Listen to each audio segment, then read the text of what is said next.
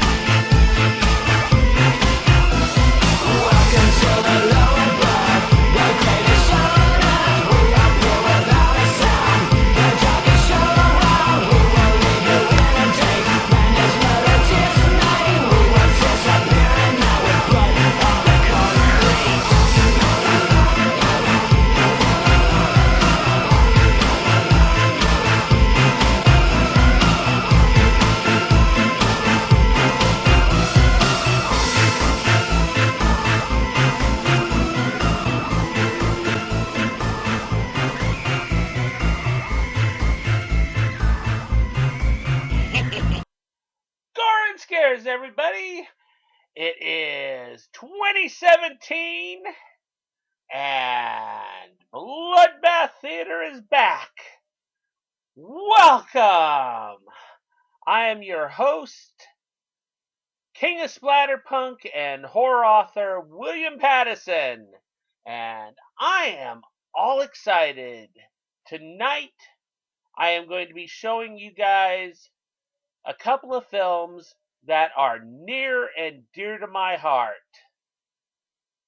But before that, we're going to be showing you a little short that is also near and dear to my heart.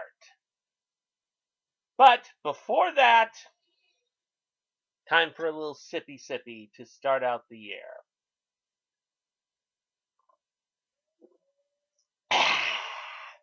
Yes, indeed. Alrighty, so let's get ready for Bambi meets Godzilla.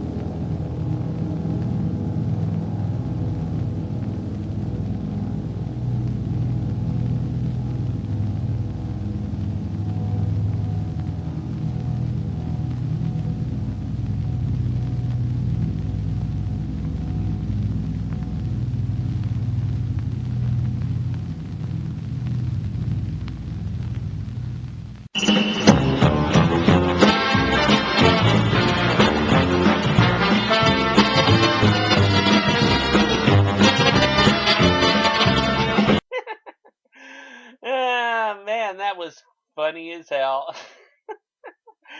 I absolutely love that little short. I mean, the first time I ever saw it was on Creature Features, and I just thought, hell, let's show it. And in the months coming, I've actually found that there is a reboot and there are sequels to this short, so I'm going to be showing those as well. So be ready for those. Alrighty, so now it is time for our first feature of the evening. It is called How to Make a Monster. A Hollywood makeup effects artist decides to get revenge. And so what he does is he uses a special mixture into his makeups to hypnotize two actors. And he uses them in the form of the teenage werewolf and the teenage Frankenstein, and gets his revenge on people. So be ready for this. Get ready right now, because we are watching How to Make a Monster.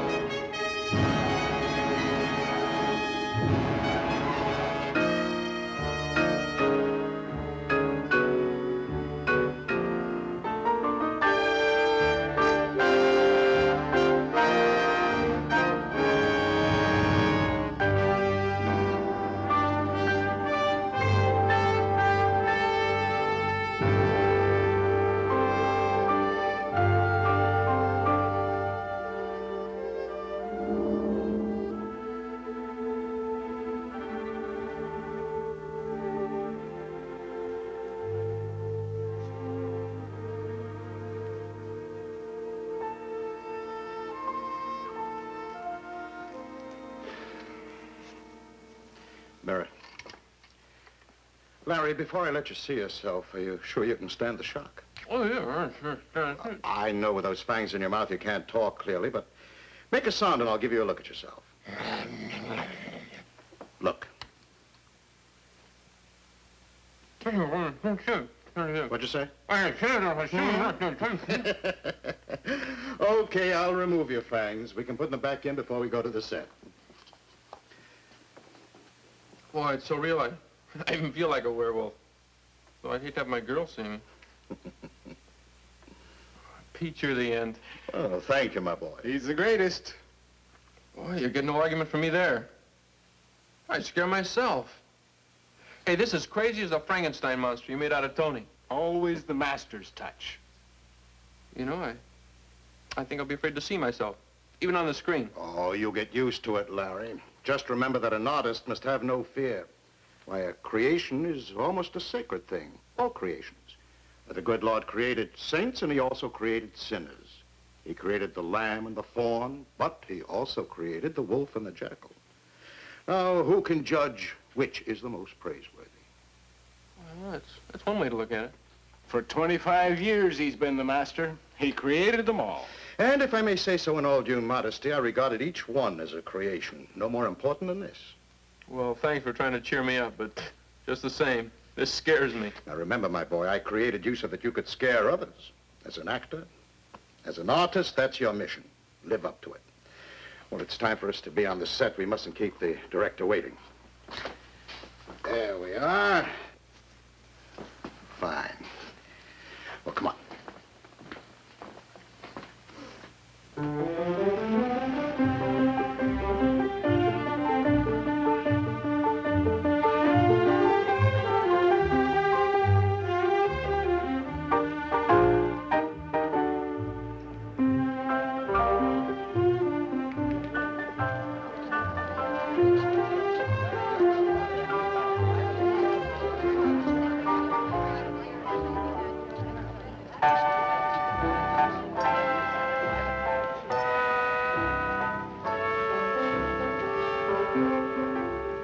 Hey, what about him? In the next picture after we capture the ship. I climb aboard. I draw my sword. And there standing at the helm, it's not the captain, but the werewolf. Terrific, huh? And we'll get old Pete to do the makeup. Not bad, not bad. But how did the wolf get in the ocean? Hello, everyone.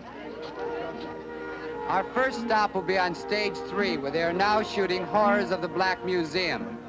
Folks, I think you're in luck. The big scene of the picture shoots today. Now, if you will all stay together and follow me.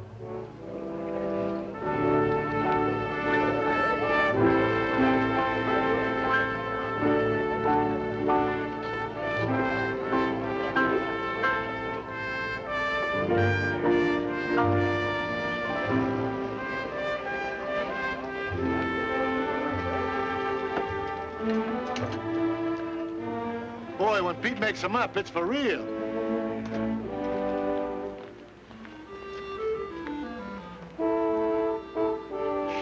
Well, at least we look normal. Don't we, though?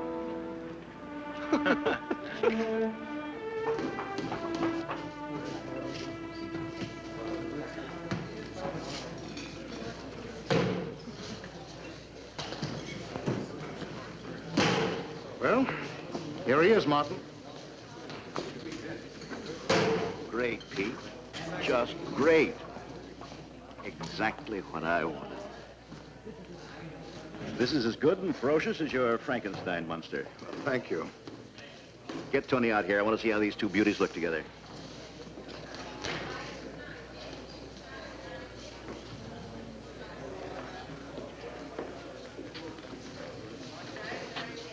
Werewolf, meet Frankenstein. Shake hands and come out snarling. Well, Pete, all I can say is you gave birth to a fine pair of sons. You can be really proud of your creation. Will you be needing me? No. You can rest on your laurels. If I need you, I'll send for you. I'll be in my makeup Good. room. Now, boys, listen carefully. Remember, this is the big scene of the picture. The audience is waiting for this, where finally werewolf meets Frankenstein. They hate each other. It's a fight to the death. It's the battle of the monsters, and it must be the high spot of the picture. It's got to be the greatest fight we've ever had on the screen. And I've got to get it in one take. So listen to directions carefully. You'll come in from out there. Now, you'll come in from here. Very stealthily, very cunning. With animal instinct, you will feel that there's an enemy around. You hear something, you stop. You look around. I want this to be really creepy. You haven't seen anything yet, but you know that you're in danger. Suddenly, from over there, big as life and twice as frightening, comes the Frankenstein monster. Come in, son. As you move towards each other. Well, put everything away carefully. Yes, Pete. You know I always do. I want to take home some pictures of these boys. I like to study them. I might decide to make masks for my collection. You should, Pete. I think this teenage werewolf and teenage Frankenstein are easily among the best things you've ever done. You know, another reason I want to keep a souvenir of this picture is that I enjoy working with these teenagers. They've got spirit and they cooperate. They don't sour on you like some of the older actors. I remember the trouble I had with that old Barry Horton when I disfigured him. Yeah, the picture in which he had the car crash. He was afraid he'd lose his women admirers. A truck was going to run over him and he wanted to come up without a scratch. Oh, but these teenagers, they've got spirit and confidence. They plunge into a role. They put themselves in your hands. I enjoy working with them. But, gentlemen, it's customary to knock. Well, we don't have to. We are the group that have taken over this studio, NBN Associates. We've personally taken over this lot, and we're going to run it our way. My name is John Nixon. This is Mr. Jeff Clayton. Yes, of course. I read about it in the trade papers. It's certainly nice to meet you, gentlemen. Mr. Dumont, we're going to make some changes around here. Well, you'll have my best wishes. Oh, won't you sit down? Well, I'm afraid these aren't too comfortable, but perhaps the new regime will provide better chairs for my workshop. Your workshop? That sort of brings us to the point. What point? Mr. Dumont, we won't be needing you after you finish this picture, the one you're on now. Not need me? Yes. Monsters are finished. They're coming out of your ears. Saturation. A horror cycle is over. People want to hear music. They want to laugh. They want to see pretty girls. There's no doubt about it. Monsters are fini. I heard that 25 years ago when I created my first werewolf. It saved the studio from bankruptcy. Now, look, I didn't come here to discuss this thing or to argue it with you. That is the decision of the big brass. It's mine, too. Yes, but, well, it's a wrong one, if I may disagree. Why, even psychiatrists say that in all these monster pictures, there's not only entertainment, but for some people, therapy. Well, you know we never get over our childhood fears of the sinister, the terrifying faces we see in nightmares. Well, through these pictures, we can live out our hidden fears. It helps. You live them out, but not on our payroll. Like Mr. Nixon says, people want to see escape pictures nowadays. Musicals, jokes, pretty girls. Yes, but The decision is final. Now, instead of giving you a cold pink slip, I came to tell you in person. It's the human way. Certainly is. And we'll allow you a week's severance pay. No, thank you. Keep your severance pay. I don't want your charity. This lot, this room, has been my home for 25 years. Now that you throw me out, don't try to soften the blow with a few cheap dollars. I'll leave when this picture is finished shooting. Okay. That's the way you feel? Turn down money. Maybe you've been living too long with monsters. Sometimes I find them better company than humans. Pete, what are we going to do? I don't know yet. But one thing I do know for sure, they're wrong and I'm right. I'd stake my very life on that. And before I leave this lot, I intend to prove that I'm right.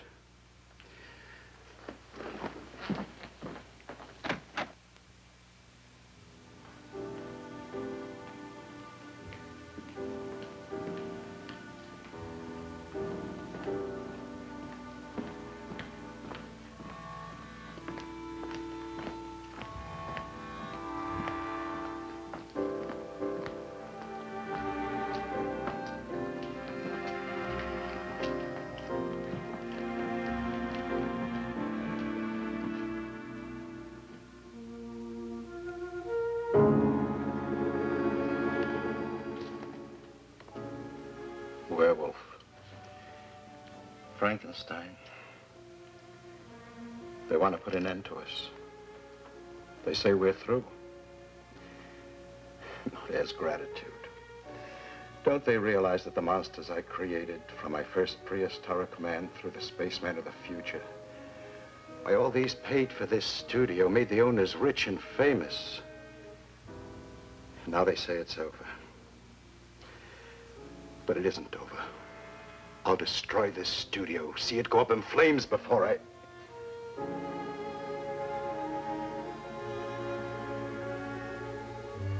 No. No, I'll destroy them first. And I'll use the very monsters they mock to bring them to an end. Pete. Huh? I heard voices. Only mine. You were talking to yourself? Not entirely. I was reassuring my children that I won't let them perish. That I'm going to stop these men from destroying us. But how? I'll show you.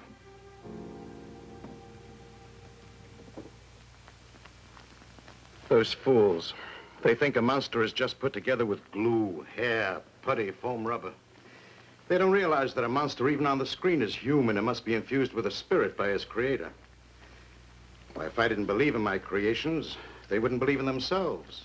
That's why they can throw fear into the hearts of spectators. Pete, what are you putting into that? I'm blending a new ingredient with a foundation cream. It's my own discovery. If they knew how many long hours I experimented with different chemical agents to get better results. Do you remember the time I accidentally added Novocaine? Of course. James Duncan, prehistoric man, couldn't remember his lines. No. Not until I released him. When I ordered him under hypnosis to remember, he did. Well, I'll do the same with these young men. As I see fit, I'll order them what to remember and what to forget. You mustn't try that. Why not? Why, it's dangerous. Dangerous? Why, we're fighting for our lives.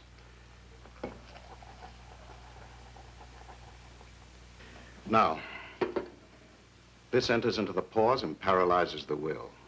It'll have the same effect chemically as a surgical prefrontal lobotomy. It blocks the nerve synapses. It makes the subject passive, obedient to my will.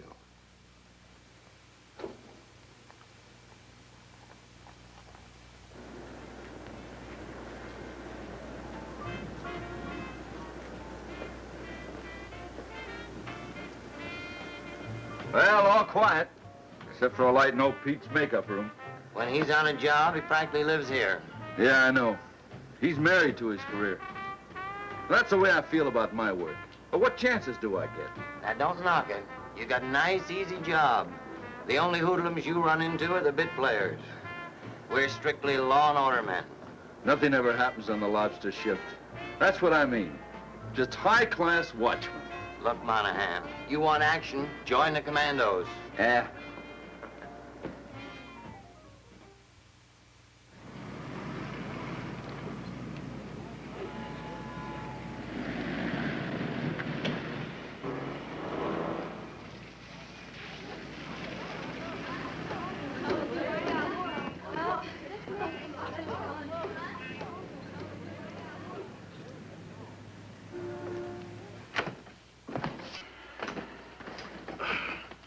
Put you in a massage, Pete. I'm glad to see her in a cheerful mood. Boy, you're not. You look bugged. How would you feel if someone pronounced a death sentence? Are you serious? And you should be, too. It's no longer any secret. The new owners of the studio have decreed no more monsters. My job is done. My career is over. Well, actually, that's not too bad for me. I've had my days of glory and triumph. I suppose I'm an old man who should be able to face the end. But this also means that your career is over, too. I thought that was just a rumor. It's an order. One order can destroy both of us. Tough. But I guess my agent can get me another part. I don't want to discourage you, my boy, but I know this town, this industry. I've given my life to it. The first question a casting director asks is, what was your last part? Well, in your case, the answer would have to be werewolf, and werewolf meets Frankenstein. Yeah. I can hear the casting director as if he were in this very room. Sorry, nothing in this picture. Oh, I begin to read you. Don't forget, Larry, the people who've seen you, your fans, don't know your real face. The only hope you have for a future is here. I guess you're right, Pete. Oh, I know I'm right. Well, what can we do? I like that question. At least you're interested in saving your career. I am. Well, if you'll sort of place yourself in my hands, Perhaps we can make them change their minds. Go ahead, Pete. I'm with you.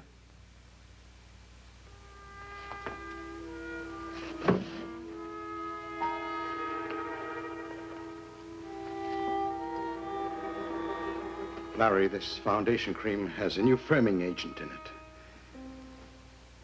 Something that I perfected. So don't worry if you feel your skin tightening. Don't worry if it makes you feel... It does feel kind of cool. Remember, my boy, it's in your best interests. Do exactly as I instruct you. You will play your scene well today. But after you've completed it, instead of coming back here, this is what I want you to do.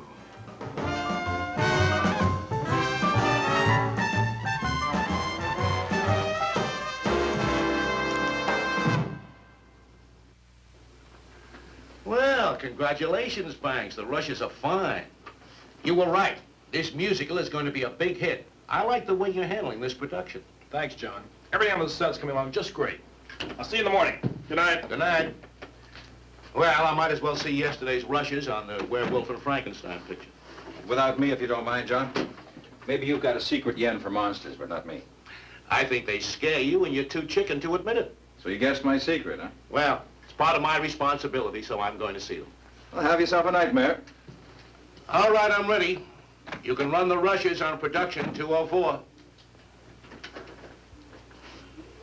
Scene 136, take 2. Action.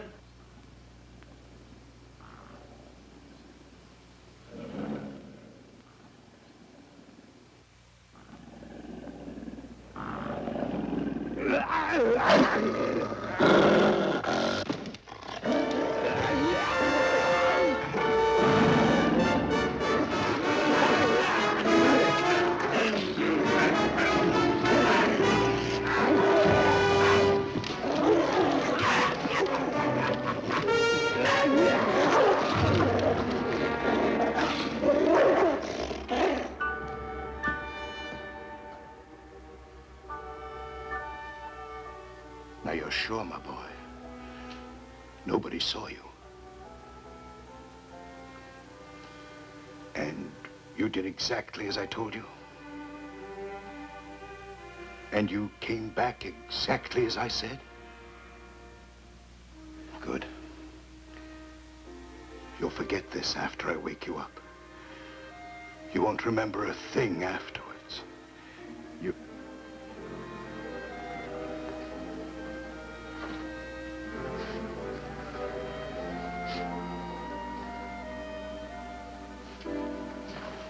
Pete, are you sure there's no danger of us getting caught? Just wash these.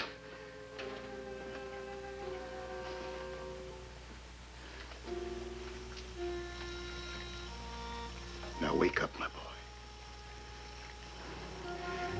Wake up!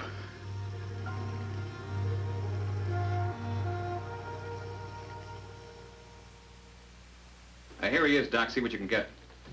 Now tell me what you know about all this. Don't leave anything out. Already told you, I ran the rushes for him on 3 pictures. What time? Beginning about 8, that's when he reserved the room. Did you see anything? Hear anything? All I could see was on the screen. All I could hear came from the soundtrack. Especially the last one. 2 monsters beating each other's brains in. And then? When the picture was finished, I put the house lights up, then I put the film back in the can, and I went home. My work was done. The cop on the gate, Richards, he checked me out. Okay, you can go. Hey, did you see this? Glass in his wristwatch is cracked. Stopped at 8:34. And that fixes the time of the murder. What do you make of it? Well, pending autopsy findings, I would say that he was attacked from behind by someone with fiendish strength. Neck is broken. And that the attacker, like an animal, inflicted sharp wounds on the neck. Looks like fangs to me. I'd say that the time of death is fixed by the time the watch stopped is reasonably accurate. So what do we have to do? Look for a monster? You don't have to go very far. I think that they make them to order right in the studio. We're not talking about actors. We mean a real monster.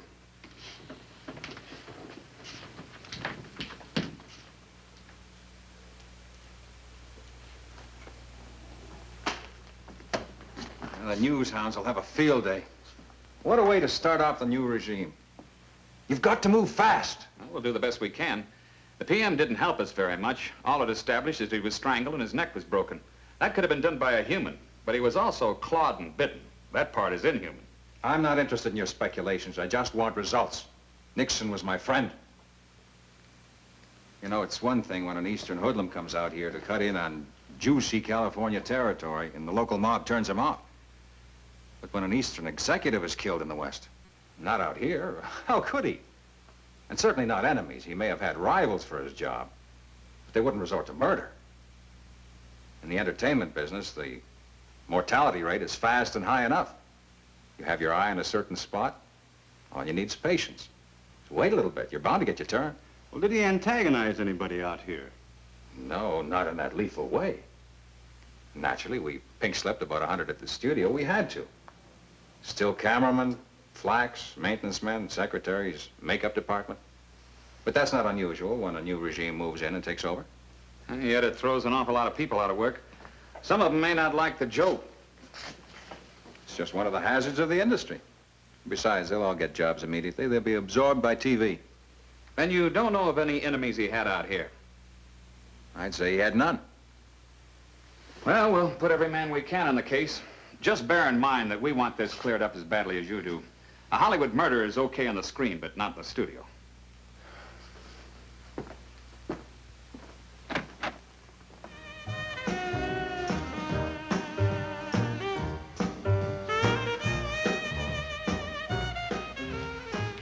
What is it, Larry? Don't you feel well? I kind of black out, huh? I don't understand. I start to weave, and then I black out. This is something new. No, I just feel this way since... Look, maybe you gave your all to the part of the werewolf. Now you don't have any strength left. You may have something there. In the last scene I was in, I had to try to escape, to get away from the police. Arlene, I still feel as if I'm running. I don't know what I'm running from, but I am running away. Maybe the reporters and police upset you. No. They just looked around, took a few pictures. They barely spoke to me. Asked me how it feels to be a monster. Then they turned away. I heard them laughing at the makeup like it was something to scare kids. Just the same. I'm still running. Come on, Larry. Relax. Calm yourself. I guess it's only natural if you work hard that you're going to have a letdown. Yeah, I guess so. You better get back in, Arlene, before they chip in and buy me a wheelchair.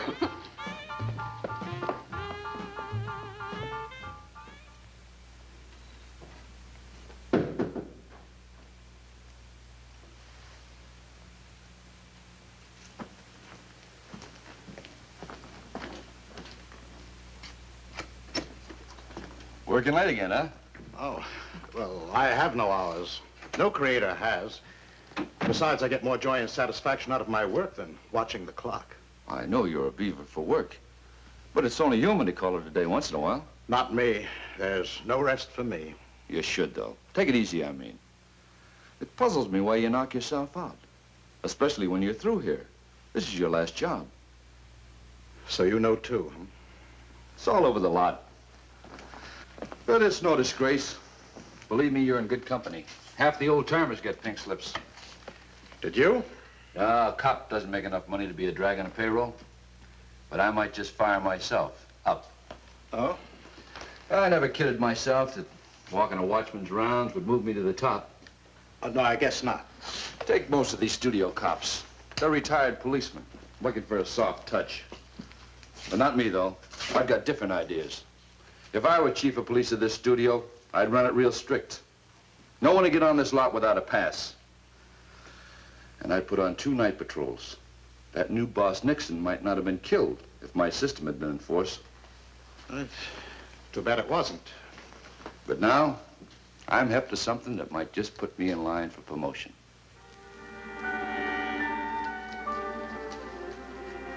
Really? Now, take that Nixon killing, for instance. A man gets strangled just watching the rushes. I wasn't satisfied with the way the big brass handled it, so I put some pointers of my own down. Got them right here in my little black book. Like a real detective, huh? Exactly. Like I think it was an inside job. Someone who knew his way around the lot. Do you suspect anyone? No. But I can give you another for instance. Like you and your stews didn't leave the studio the night before the killing. Well, I often spend the night here, especially when I have a heavy makeup job. Do you realize I've got to be here at 6 o'clock in the morning to get the actor ready for his first scene of the day? Also, why bother to go home? You don't have to explain anything to me. You can tell it all to Captain Hancock of Homicide. And you can tell him, for instance, that on the night of the killing, you and Rivera left the lot at 9:12. Got it all down here in my little black book. Then I figure Captain Hancock tells the new setup, maybe I get promoted. Yeah, I've got a few other little things written down for him, too. Yes, but why bother? After all, you've already done all they expect of you. Why stick your neck out beyond the call of duty? The security of this lot means a great deal to me. This studio will be here a long time. And someday I expect to be its chief of police. Well, I like a show of ambition, and you've really got it. I'll see you downtown.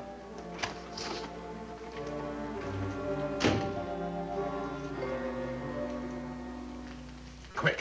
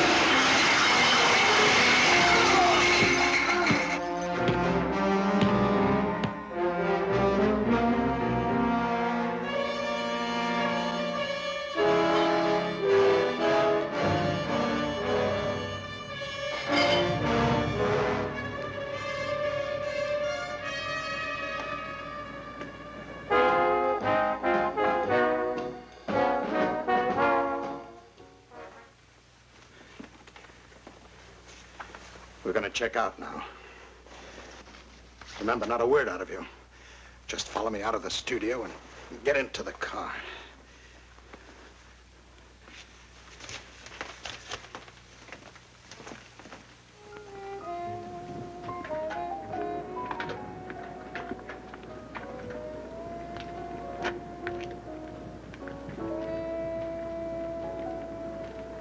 Well, Pete, you don't get overtime for this, although I bet you earned it. Yes, we accomplished quite a lot, but we are far from finished. Just a few hours rest and then back again. Well, Richards, night. Night.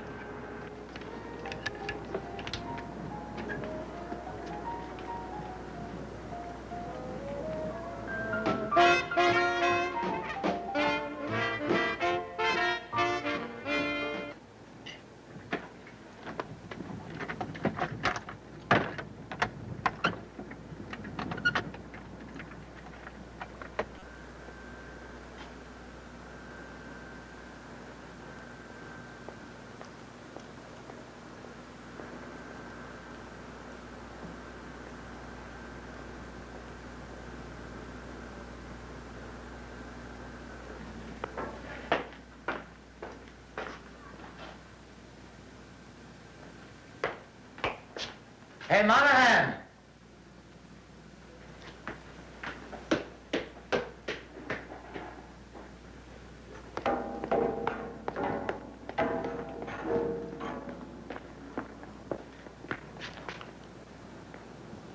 Hey, Monahan!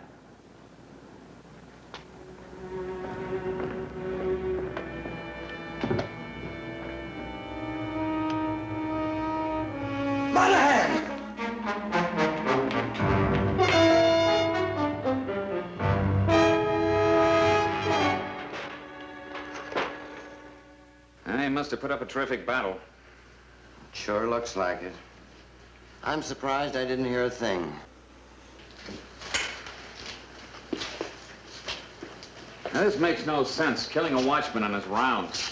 Unless he surprised the murderer. Surprised him in what? As far as we know, nothing was stolen. No dressing rooms were broken into. When did you begin to suspect something was wrong? Well, I waited 15, 20 minutes after he was due back, then began to look for him. I figured maybe he brought a little snack from home. He used to tell me his wife worried about his stomach. I thought maybe he went to eat it in his car. But after I checked his rounds... Anybody come in late? No. Anybody leave? A couple of late shift maintenance men. Pete, the makeup man, with his assistant Rivero. You better get their story. You got an address for them, this Pete and his assistant? Well, not in the booth. Payroll would have it.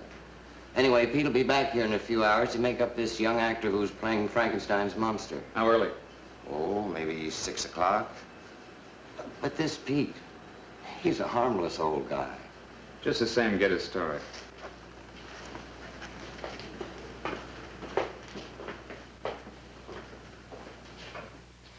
And you're sure you didn't hear a thing? No, sir. You see, I was here all the time, right at this table, preparing the foundation cream I use in makeup. And you heard nothing, saw nothing? If I had, I would have done something about it. He was a nice young fellow, that Monahan. Polite and neighborly. It's a shame. Monsters. Is that all you do? Well, I sort of specialize in them. I have for 25 years. Look, Pete, my kid's having a Halloween party. I think he'd get a big bang out of scaring his friends. Oh, well, bring him over. I'll be glad to make him up as a monster. In the meantime, don't make any sudden trips. The captain might want to see you downtown. Oh, I won't. Believe me, I won't budge until this picture is finished shooting. Now, if you'll excuse me, I have some work to do.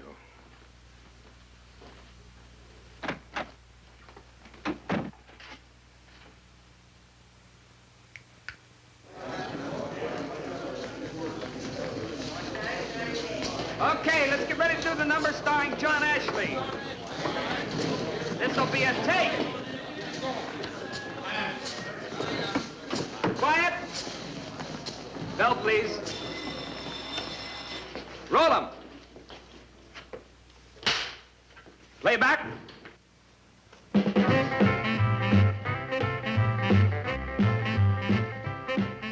Hello, baby, I'm glad to see you. Might like to see you more. But someone gave you the wrong idea about what your charms are for. You gotta have me to go with your smile. You'll find if you play up your figure, fellas will dig your style. Well, you gotta have me and plenty of ooh.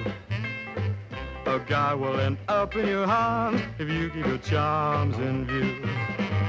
Well, some call it glamour and some call it class. But when they call it hee-hoo, baby, you're cooking with gas. You gotta have bee-hoo, you gotta have wow. Unless you are dressed up to catch him, someone will snatch him. What a difference it makes, but if you got you, well, you got what it takes. Ho!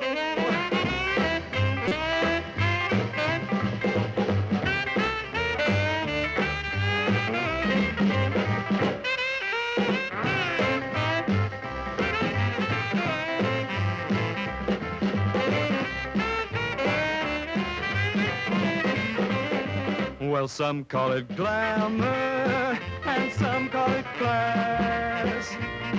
But when they call it you, baby, you're cooking with gas. You gotta have you gotta have wow. you are dressed up to catch him, someone will snatch him. What a difference it makes, but if you got you, well, you got what it takes.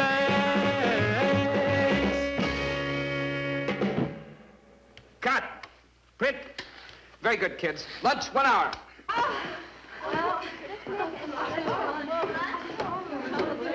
Hey, see what I mean, Pete? I certainly do. This is what the people want. Instead of the old stuff, fright wigs and monsters, they go for gorgeous gals. Singing, dancing, you know, escapism. And that's what you'll give them. Got to. It's the wheels of progress. The automobile kills off the horse and buggy. The freezer puts the old-fashioned icebox out of business, and so it goes. You're right, Mr. Clayton. The wheels of progress. No matter whom they run over. That's the way the footage cuts.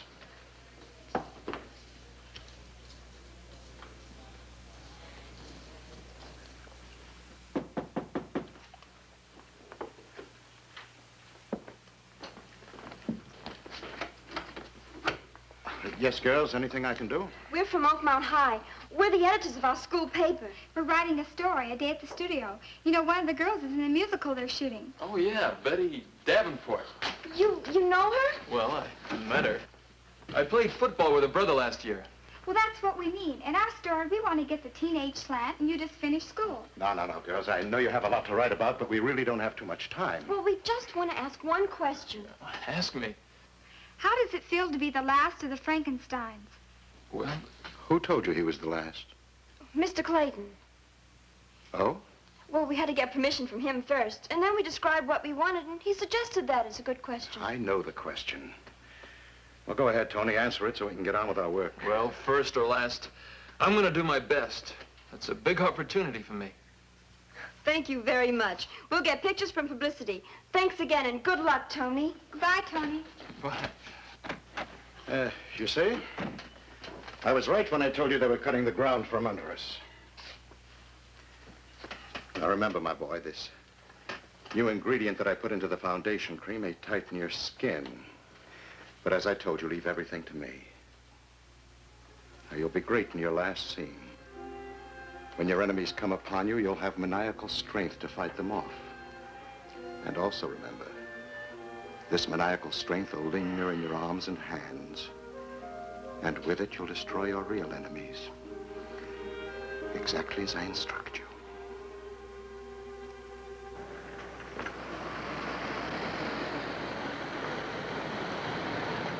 You're going home pretty late tonight, Mr. Clayton. Yes, and it gets later every night. The work just seems to pile up. Good night, Regis. Good night, sir.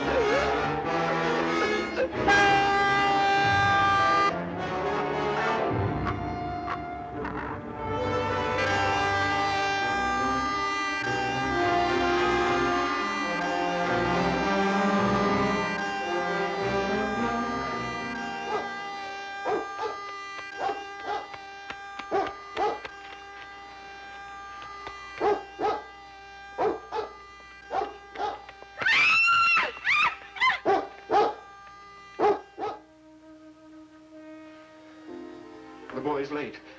Do you think anything's happened? You're always ready to think the worst. He'll do exactly as I told him and come back here to your house. There, you see? Well, go ahead, open it.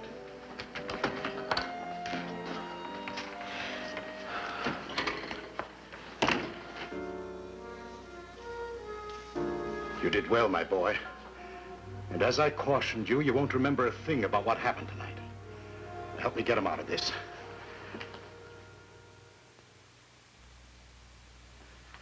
Third studio murder shocks Hollywood. Following the morbid Hollywood tradition of death in threes, the third brutal slaying within the space of 1 week took place last night in the darkened garage of the Hollywood home of Jeffrey Clayton, American International studio executive, who was the victim. To check this reign of terror, it is reported that officials are considering closing the studio until the mad murderer is apprehended by police. You've read it 3 times. So the press will have a field day. But, Pete, how about us? Our work here is done. Well done, I'd say. But according to the paper, the studio is closing, and the other studios... Oh, quiet, you fool. A little gust of wind and you begin to shiver. I've taken care of you for 25 years. You won't starve. I'll see to that. Provided you keep your mouth shut. Shut at all times, do you understand? Yes, Pete, of course I do. I never give you any trouble, you know that, Pete. I've always considered you the master, and I was the assistant. And let's keep it that way. A silent assistant. Rivero, you and I have been invited downtown to police headquarters. Police headquarters? For routine questioning. Merely a ride down and back.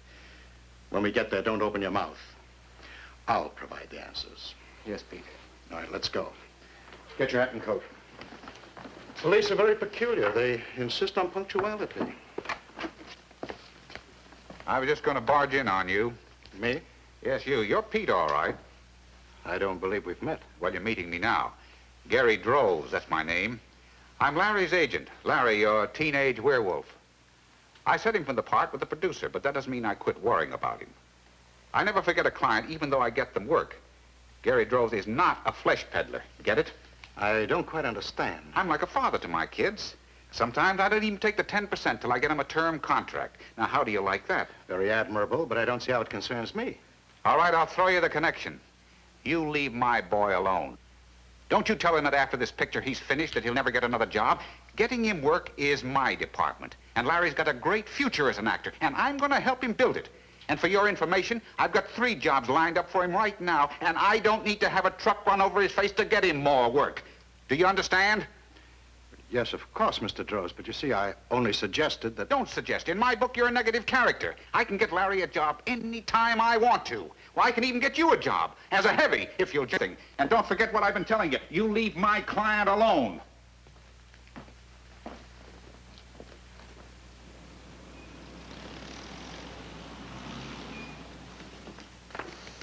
I tell you, Pete, since that maniac's been on the kill, I've had no sleep.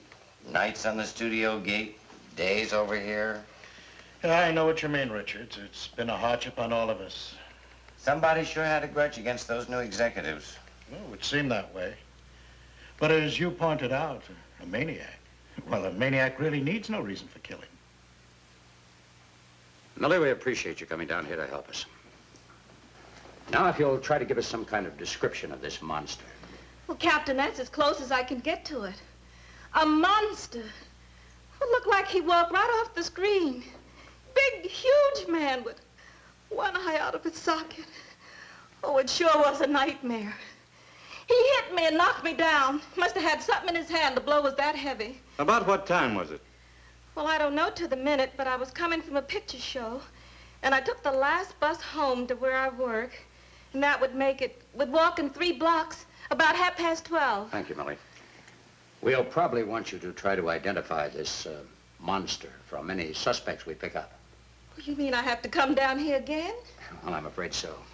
Well, you call me and I'll come. No man like that should be roaming the streets. Yeah, I'll come.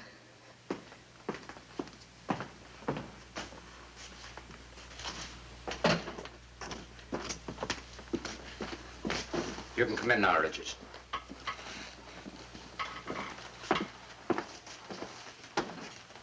Sit down. Now, last night, as you know, Mr. Clayton was killed. But right now, we want to take you back to the Monahan killing. Yes, sir? Are you sure you're not holding out anything on us? Why, no. Well, you yourself said it was strange that you didn't hear anything. Now, we've been chewing that over. Exactly where were you when it happened? Well, in my booth at the gate. How far is that from the commissary? About the same distance as 2 city blocks. And you mean to say with all that crockery tossed around and smashed in the dead of night, you didn't hear a thing? You think if I had, I wouldn't have run to help Monahan? He was my partner. For years, we teamed together. He was younger than me, but we got along swell. Now, we're not accusing you of any dereliction of duty. We're just trying to get a clear picture, that's all. Well, I did have the radio on. Loud? Yes, quite loud. It isn't that I'm deaf or anything. I just happen to like loud music. It's no crime to listen to the radio. No, I guess not. But think of the maintenance men, the grips, the gaffers, even the secretaries. Think hard about everybody that passes your booth in and out. Among all those, any sore heads, anybody with a grudge? No, lot was run like a happy family. Why, in my 10 years there, not a beef, not a gripe. Just friendly hellos and goodbyes. Why, even at the parties on the set. You know, the usual shindig after pictures finish shooting. A few drinks, some eats, laughs, a lot of laughs. Just one happy family. Yeah, well, it's not happy now. Now, you go back to the lot. Turn the radio off. Keep it. If you suddenly remember anything, any suspicious characters you see hanging around the gate, anyone who tries to sneak past you, call us. I will. You bet I will. Thank you.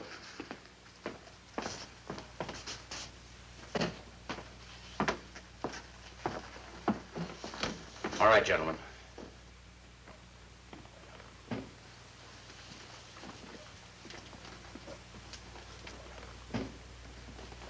I'm Captain Hancock. How do you do? I think you've met Detective Jones. This is Detective Thompson. Hello. Pete, I'll tell you why we asked you and your assistant to come down here. A little while ago, we questioned the maid who was knocked down by a man who might have murdered Clayton. Time and the street, check out. Oh, then you have a clue, a suspect. No, only this. She claimed her assailant was a monster. Well, I suppose any victim of any assault would get delusions about an attacker. No, she was quite specific. She had a good look at him. She claimed he was huge, big arms and shoulders, had one eye out of its socket. Well, sounds rather as if she had hallucinations. Of course, since she was hysterical, I can understand. No, she was quite sure of her description. I buy her story. She made sense to me. Well, gentlemen, what's expected of me, of us? We want your views on it. You're supposed to be an expert. Well, I am an expert. Well, in that case, do you think that some crackpot, after seeing some of your monsters in a picture, I mean. They're playing all over town. Now, do you think a weirdie like that could have tricked himself out in imitation and got carried away? Now, how can I put myself in the position of what you call a weirdie? Well, anything is possible. But in an amateur, the results would be crude. It doesn't take the finished product to commit a murder. I'm no authority on murder. That's your department. As for me, my job is to take an actor and transform him into whatever offbeat appearance the part calls for. Yes, I create a monster, but I don't build in violence. What do you know about all this? Why, nothing. I didn't do anything. You have an opinion, don't you? Rivera wouldn't know anything about it. Let him speak for himself. How long you work for Pete? About 25 years. Well, you certainly should have learned the tricks of the trade by now, then. All I know is I've been a good assistant. But if you wanted, couldn't you make somebody up to frighten people? Well, he told you he was only my assistant. You shut up and let him talk for himself. Sure, he's your assistant. We know that. How far does his assistants go? Now, who do you live with? I live alone. Where? Off Crenshaw, 1564 Sorrento Street. You ever been married? No, sir. Haven't you got any nephews, cousins? Or maybe some of the neighbors' kids asked you to make them up just for a prank. And maybe you didn't tell your boss, but on your own, because maybe you think you're just as good an artist as he is, you turn loose a monster. Well? Well, tell me, did you? No! I only do what Pete tells me. I'm a good assistant. Ask him. Ask him! Why don't you stop all You've this? gone far enough. Just because you have no suspect is no reason to bully him. Then why aren't you a make-believe? All right. Come out of it. Look what we're up against. 3 shocking murders committed. 2 of them at your studio while you were there. Well, we weren't the only ones. We're questioning everybody. I'm sure you gentlemen can solve those murders without us. I wish it was possible to really help you. Well, there is something you can do. Think back, all the actors you've made up in other pictures. Think of how they talk, what they said to you. After all, you were close to them. Do you believe that any of these, for one reason or another, might go berserk?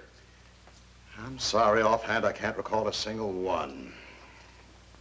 Thanks to our makeup job, they may have looked like killers. But under the grease paint and Putty, they were only actors performing a role. Now, are we excused? Yeah, I believe so. I can go too? We'll get back to you later. As I said, any way we can, we'll be pleased to cooperate.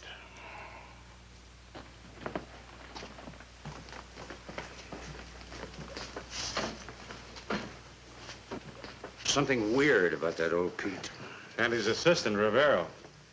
Maybe that's what comes from spending all your life with monsters. I don't like the ways under the thumb of his boss. Well, you certainly tried to shake him loose. Were you really aiming at something? Pot shots. Pot shots. I'd hoped that they'd give us something tangible to go on, but I doubt it. They know more about make-believe monsters than they do about killers. Get a grip on yourself. You collapse like a sick calf. The interview is over. We've been questioned. The police are through with us. I'm not so sure of that. I didn't like the way they looked at us, or the way they dig at you, and the way that big fella said, I'll get back to you later. That's routine stuff with all police until a murder is solved, until the case is closed. Well? Well, what? I'm in no mood for riddles. What? Do you think this case will be solved? Well, it nearly was, with your help. If I hadn't stopped the detective from questioning you, you would have told him everything. You certainly were on the verge. You should have seen your face. You were ready to crack, split wide open and spill everything, weren't you? No, I'd never give you away, only... Only what? Well, when they pressed me to the wall... Is the time to keep your mouth shut? Why did you say I do only what Pete tells me? Why? Well, it's true, isn't it? I do what you tell me. Well, not when you say it in that sniveling voice, and definitely not when you tell it to the police. It's as if you already had it in the back of your mind to betray me and save yourself. No, Pete, I'd never do that. I'd never betray you. I swear I'd never do that. Well, you stay that way and I'll protect you. Anyway, time's on our side. The picture's finished and our work is done. It's done, all right. But there's still the two boys, Larry and Tony. What about them? Well, don't you think the police will get to them? And if they're questioned... Rivero, those boys are still under my control. You'll see they'll be waiting for me at the studio. Now, calm yourself. Take after me. See, I'm not the least bit worried. I know I can trust you. And I'll make sure the boys remain under my control. Now, get in there.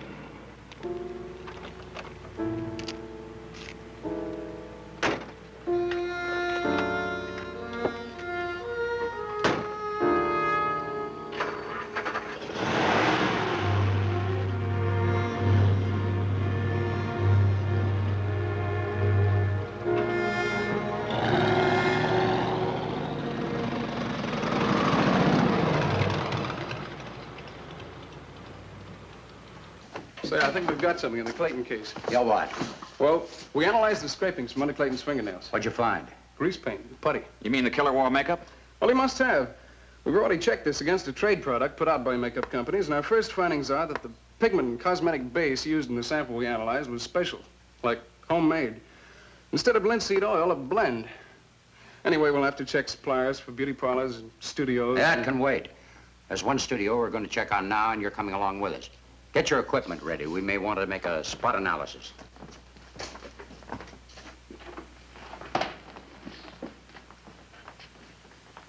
You see, Rivero? They didn't even give me the courtesy of letting me pack my own things. Oh, sorry, boys. We were a little delayed. I hope you haven't been waiting long. Well, no, Pete. You asked us to meet you, and, well, we did want to say goodbye. Of course, but not here. I'd like you boys to come to my house. We'll have a little food, a little celebration. After all, this is no way to end a friendship. Well, sure, Pete, but... Look, you don't mind if we don't stay too long, huh? We both have dates. Fine. Now, how about you boys helping Rivero load the car? Oh, sure, Pete. We'll help. But you go ahead, wait for me in the car. I'll just gather up the last of my stuff, and we'll be off in a jiffy. Okay.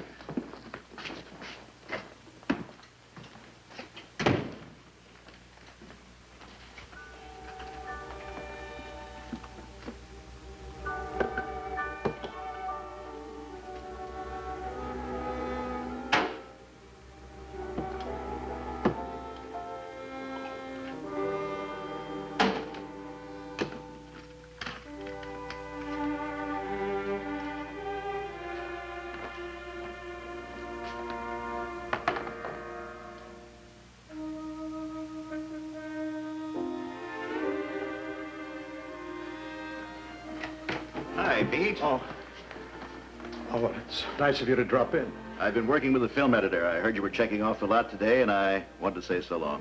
Thanks. After 25 years, I'm through. This place has many memories for me. Too many. Pete, I hope we get to work together again. Well, thanks. I appreciate your sentiments, but I'm finished. You'll be back. You'll be back in all your glory. One picture can do it, maybe one of those foreign imports. And the whole monster cycle is on its way again. And producers will be clamoring for the old makeup wizard. It's nice of you to say it. Well, good luck, Pete.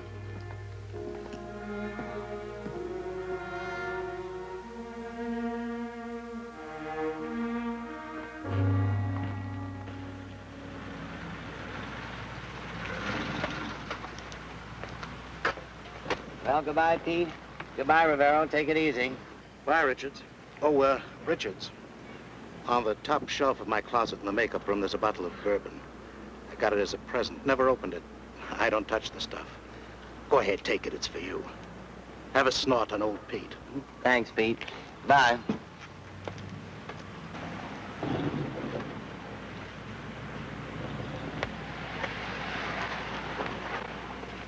Is Pete Dumond, the makeup man, still here? Just checked off the lot. I know where his makeup room is. Let's go there first.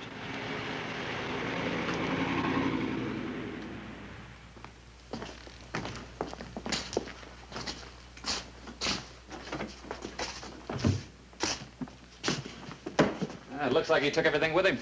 Yeah, clean sweep. Except for this. Let's have a look.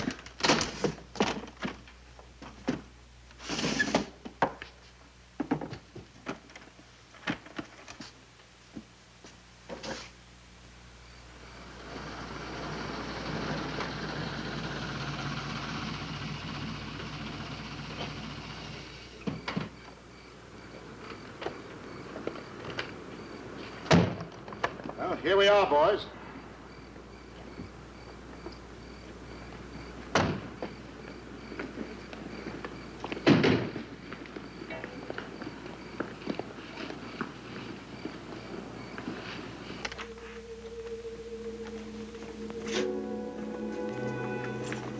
You can leave the boxes there, boys.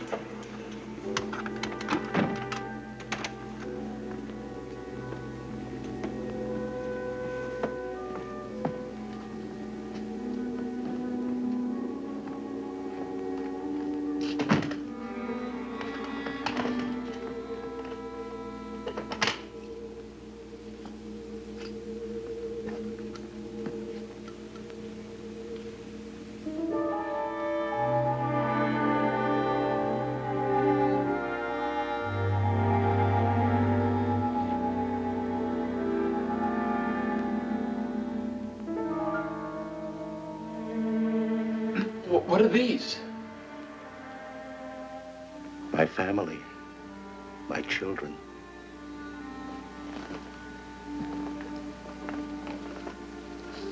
I'm devoted to them.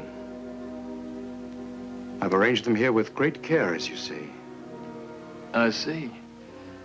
You called them your children? Why, yes. Later, I'll tell you their history, how each one came about. But now let's just look at them.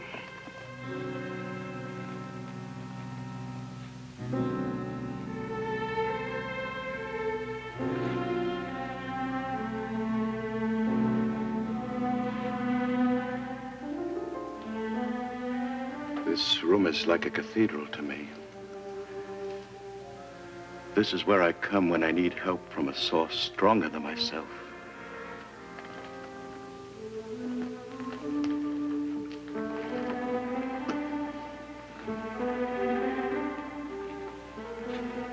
Don't you think we should be getting some refreshments? Hmm? Oh, yes. Yes, of course. I lose myself here. After all, I'm your host. Make yourselves at home, boys. It's the first time he's had guests here. You young men should feel honored. We do. Brown boys. Study these heads. You'll recognize some great names among them.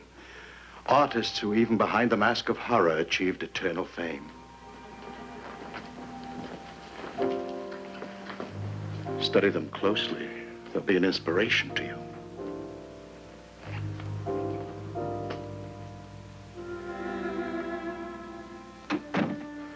Larry, I say we cut out. Oh, man, you saw, you heard. If we don't dig the old man's collection, we'll hurt his feelings. It gives me the creeps. Yeah, he does, too. I wouldn't have come. Only he said it was some kind of celebration, a party. Yeah, it's a party, all right. All the guests are stuffed heads. We shouldn't have come, no matter how much he pressured. He makes it tough to refuse. I know. You know, Pete's got ways about him. I don't know, strange ways. Like when he was making you up for the picture, putting on that foundation cream. Did he give you a lot of stuff about how this would be your last job and that enemies would drive you out of the business and that only he could protect you? Yeah, he did. Yeah, I meant to check with you about that, only I forgot. I don't mean I forgot in a careless way. I just forgot. Like when he finished, everything kind of left me. You know, like went out of my head. Yeah, me too. It's only since the last scene was shot that Hey, Tony, tell me. But when he finished, did he tell you all? Pete, I never criticized you, but I believe you made a mistake in bringing Larry and Tony here. Why? I don't think they can be trusted. Nonsense, not trust these boys. They've already demonstrated quite favorably that they obey my orders. You know I have them under control. But you won't. Now that the picture's finished and you haven't helped their careers, your control will wear off. And the police are sure to talk to them. It's quite possible. And when the police begin to pressure them, they're bound to crack. That's why I want to leave. To visit my brother on his ranch in Arizona. Rivero, my old friend. I see your point. You want to leave me to face whatever comes alone. Oh, and you do this not because of disloyalty to me, but because you don't trust Larry and Tony. Now, isn't that why you want to leave? Yes, that's it. These young men are not strong the way you are. No, of course not. If only they had your devotion to me, your iron nerves. But they haven't. What a source of strength and comfort it is to me that I can be sure of you. Of course you can, Pete. And should the police speak to you alone, you wouldn't reveal a thing? No, not a thing. Even if they gave you a third degree, they couldn't squeeze the tiniest bit of confession from you, could they? Of course not.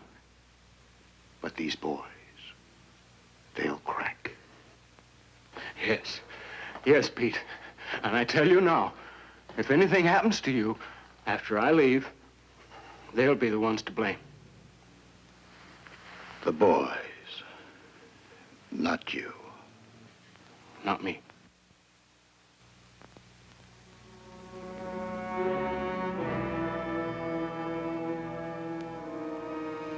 I'll remember that. Old friend.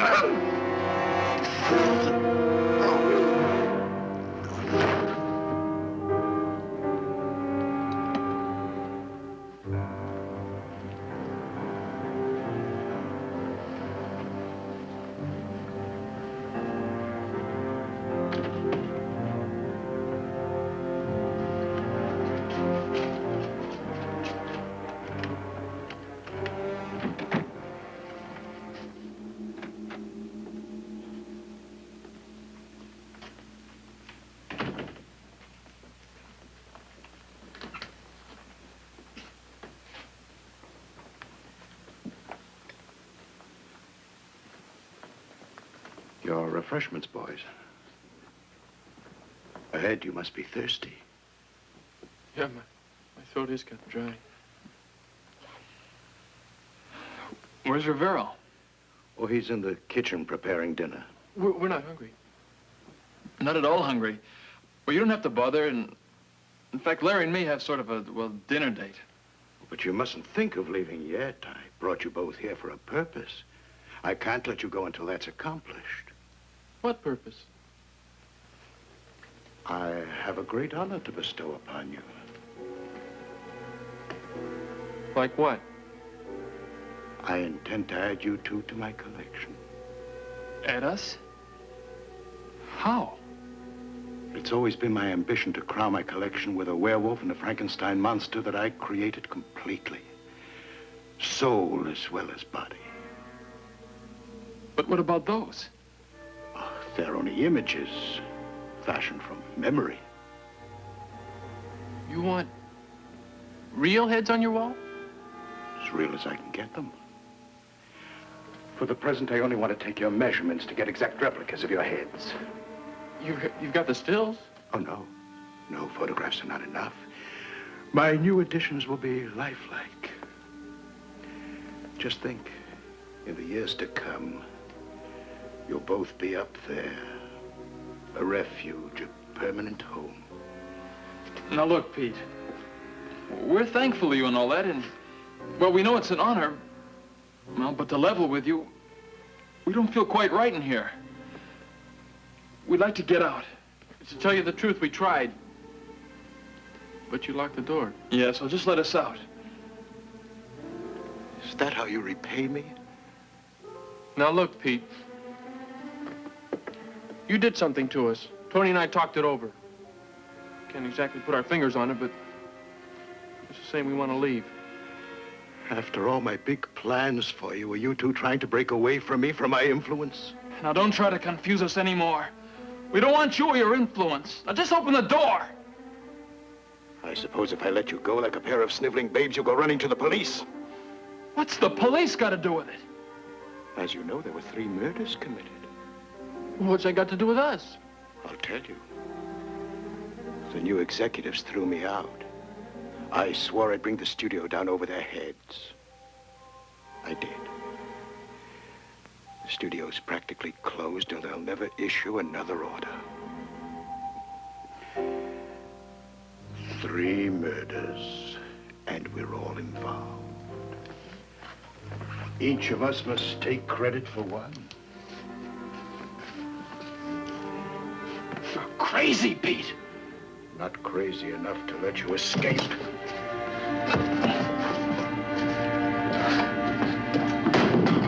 What have you done, you fool?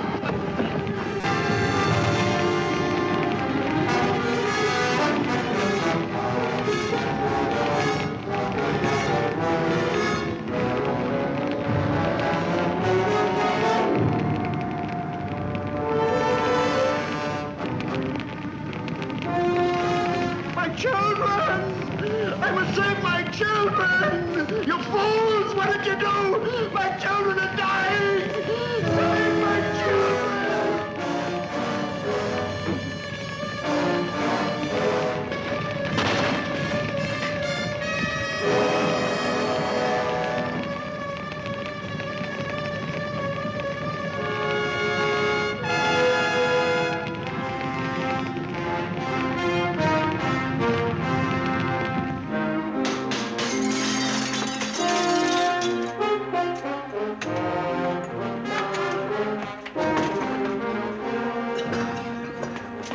Department. Break it in.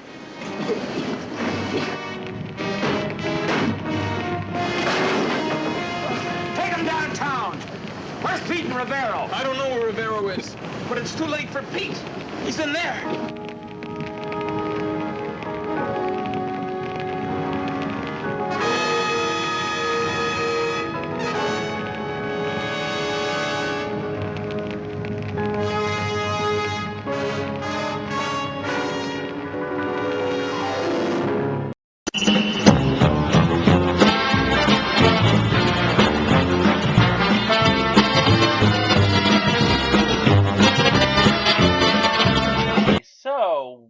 You think of How to Make a Monster? I mean, I absolutely love that. I mean, this was a film that I kept seeing on Creature Features, and I just loved it every single time.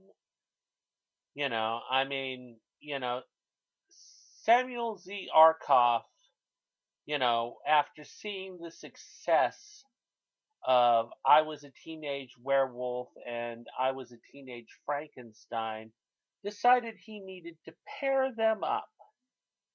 And so he got his screenwriters going, and they came up with this unique idea. Here's some trivia on it. This was advertised with the tagline, "See the ghastly ghouls in flaming color." Well, the thing is, of course, most of this film is in black and white except for the finale, which is in color. But, that was absolutely cool.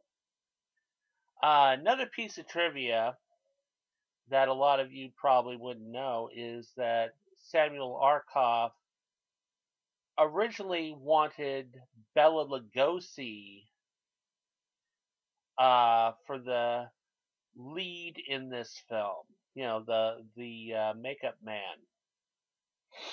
Unfortunately, Lugosi had died in 1956, so he had to find someone else.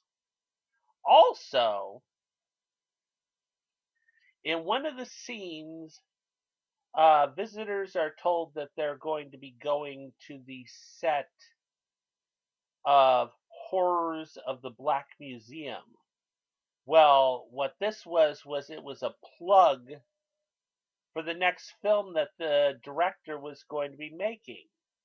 And Horrors of the Black Museum came out the next year. So, pretty cool. Alrighty, so let's get on to our intermission and our coming attractions for what we are going to see on Bloodbath Theater next month. So let's get to that. Let's all go to the lobby. Let's all go to the lobby. Let's all go to the lobby to get ourselves a treat. Delicious things to eat. The popcorn can't be beat. The sparkling drinks are just dandy. The chocolate bars and the candy. So let's all go to the lobby to get ourselves a treat. Let's all go to the lobby to get ourselves a treat.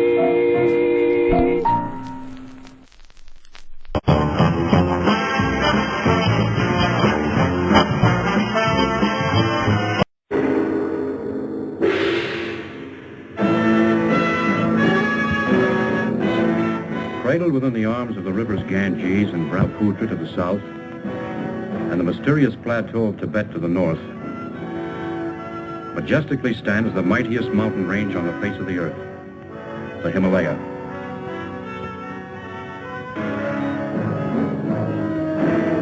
This is the story of an expedition to this rugged barrier.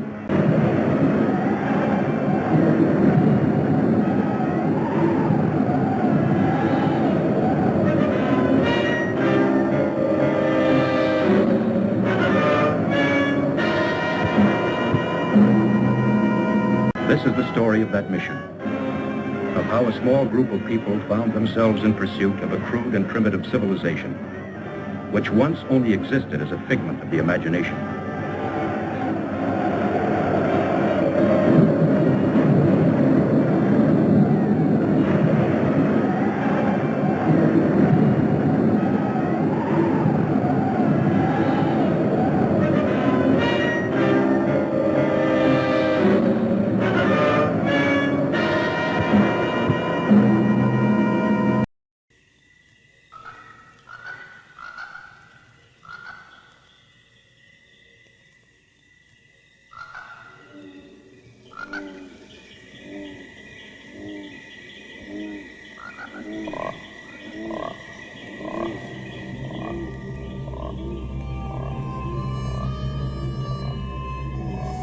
Here in this primitive river-bottom wilderness in southern Arkansas, along with deer, duck, crane, and beaver, lurks a creature that walks upright.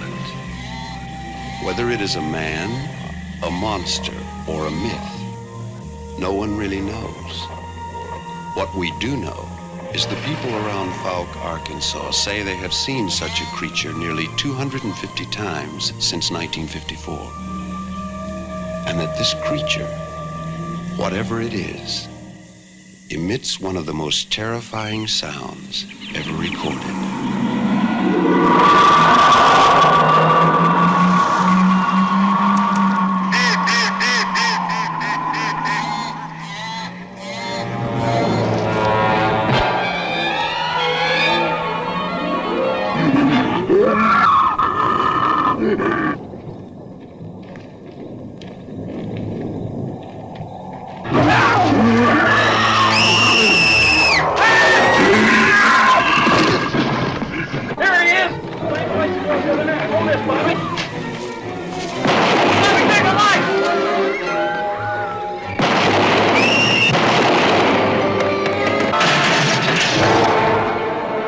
The Legend of Boggy Creek, rated G.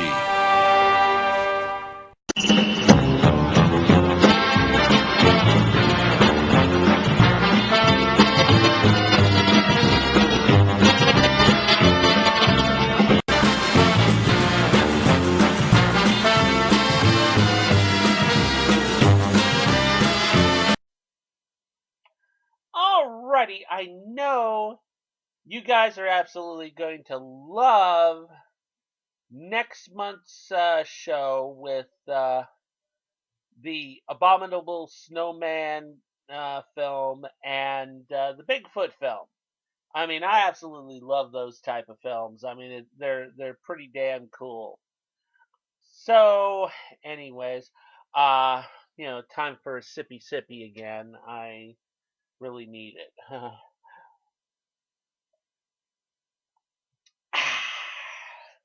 Alrighty, so that was good. Time for our movie review for this month. Alrighty, our movie review, I absolutely love this, is from Netflix.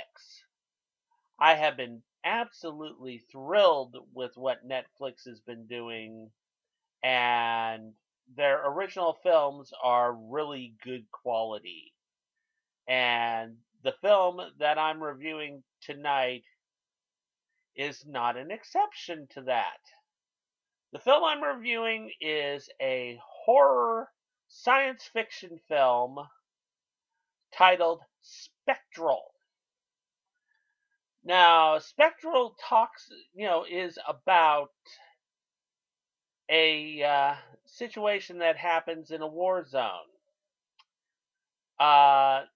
They have been using new high-tech glasses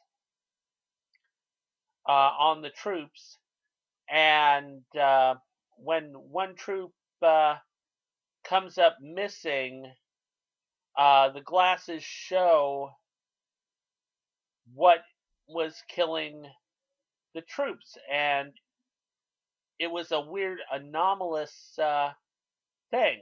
So what happens is that the military calls in the guy who invented the goggles that they're using and has him looking at it, and what it looks like is it looks like a ghost. It literally looks like a ghost. So the tech guy and a troop of soldiers, they go into the war zone to where this troop of soldiers disappeared. And yeah, they find out that indeed these odd spectral beings are killing their soldiers. These things, you can't see them with the naked eye. You can only see them with the goggles. So, and bullets don't hurt these things. So they have to figure out how to stop these things because they're coming after them now. And, it's just great. It kind of reminds me a little bit of Aliens, but it doesn't go to the point where it's a spoof of Aliens or that. There's a lot of little Easter eggs in it from a lot of other science fiction and horror films. And, I would have to say that the filmmaker had to have seen a lot of these new video games, because a lot of the tech in it, the way that this film looks, is very much like those new video games where they're fighting demons and stuff like that. But anyways, yeah, so this troop has to try to survive. They find out that iron keeps these things away, so they start using iron and stuff. But it's only a slight preventative. So it's like little bit by little bit, these guys are being knocked down one by one. I absolutely loved the guy that played the tech guy, the guy who invented the goggles. He was played by James Badge Dale. And, oh my God, he did a wonderful job on this. And the CGI on this for the spectral beings is just fantastic. It doesn't look like a sci-fi original film. It looks very well done, and the photography in this film is very well done as well. So, this isn't a cheap-looking film, and I mean the armor that the soldiers are wearing is just outstanding looking. I mean, just top dog. It doesn't look like some cheap throw together. So, all I can say at this point is I can highly recommend Spectral. So, yeah, definitely check that out. I give this film 4 out of 5. And it is very deserving, so definitely go check out Spectral. Alrighty. So now we are ready for our next feature. And I am happy to say that this film is infamous as hell. It is Dracula versus Frankenstein. So, be ready, because this is not what you're going to be expecting. I mean, this is a wacky ass film. And I absolutely love the Dracula, and I love the Frankenstein in this. And they even have classic horror actor Lon Chaney Jr. in it. So let's check out Dracula versus Frankenstein.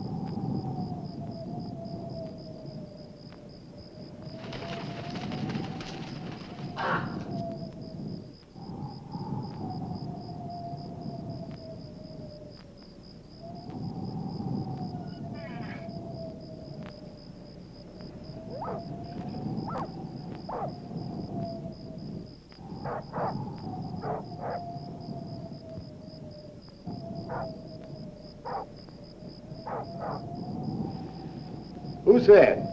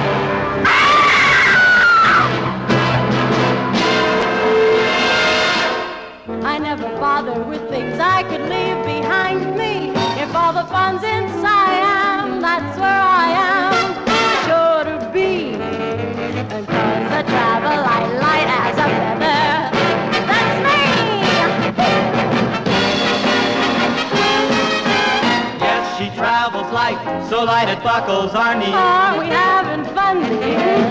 Yes, she travels light. I carry nothing at all. You're nothing's way a tongue, dear.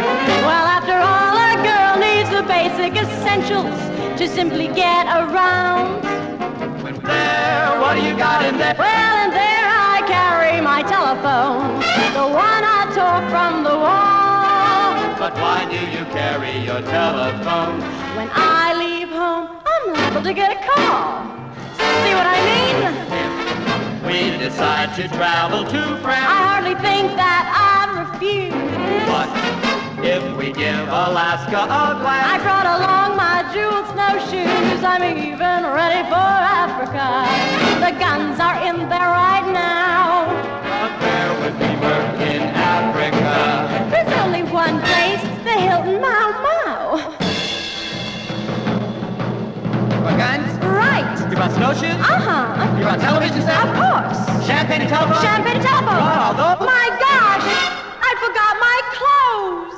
Wow! Like I said before, I never take any more than necessary. Yes, you travel light.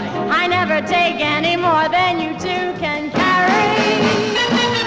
Footloose and fancy free. Oh, that's how it's gotta be. I travel light. Long or right? Oh, I travel light. Day or night? Yes, when I travel, I travel light. We travel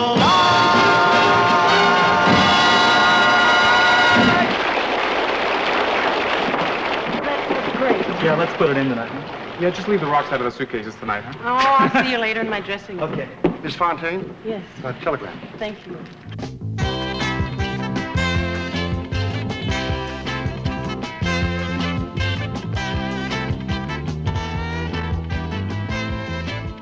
Joni Fontaine still reported as missing.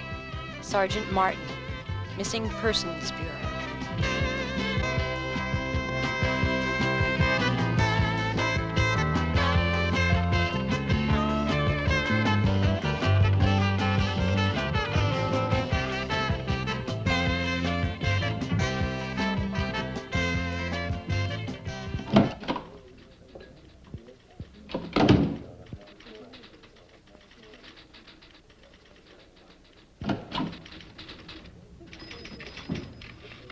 You think you could remember to find your way back, Miss Fontaine? I'm afraid I lost you on the second turn. Have a seat.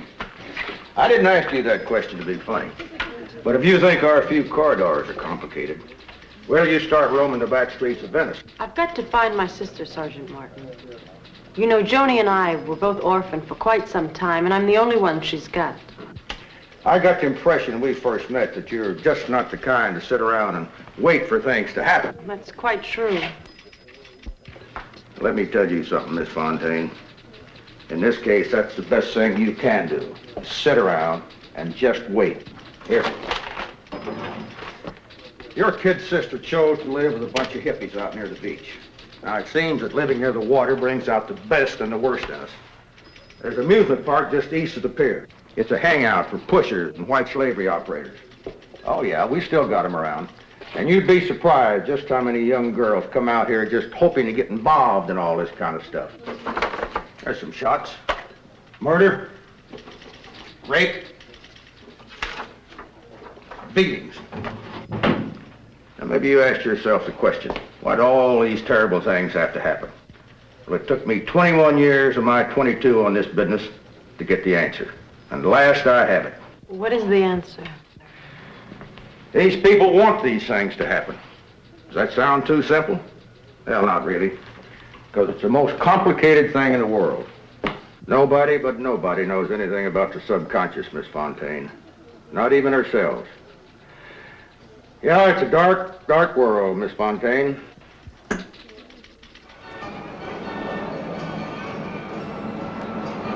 Dr. DeRay's Preacher Emporium. It's the greatest living thing in the whole wide world. Only 50 cents a person.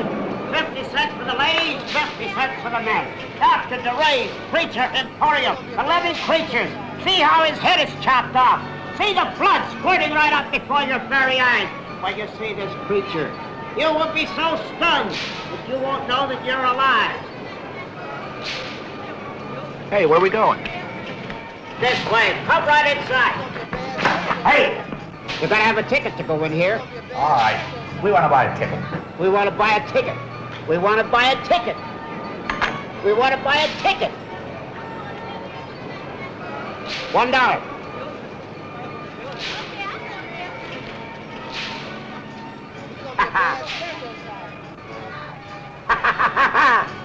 See what I do with it? I eat it.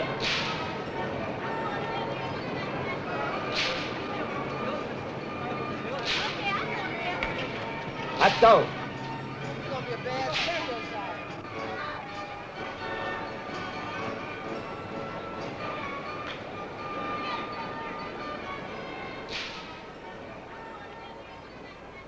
Come right in.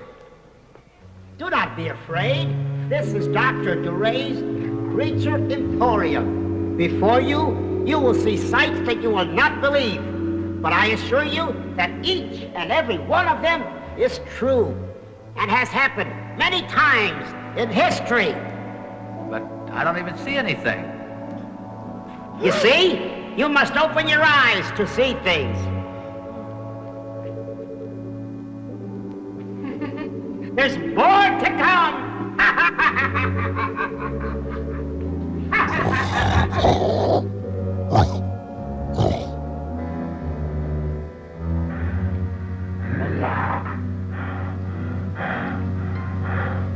It is only an illusion, children.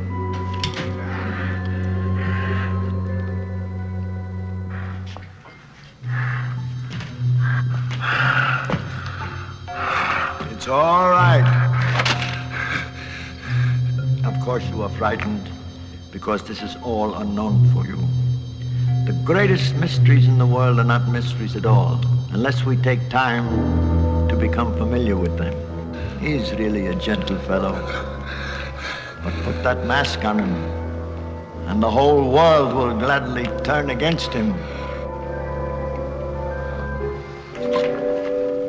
I have this exhibit unattended for several reasons. I believe we all should experience life with a natural spontaneity. And this can only happen if there are no restraints. Do you agree? The Romans had their Circus Maximus, seating over 200,000. But their spectacles were no more bizarre than that which I can conjure up for you right here. Now, look here. Now look there. Man, it sure looks real. True, all illusions look real, or they wouldn't be illusions, would they?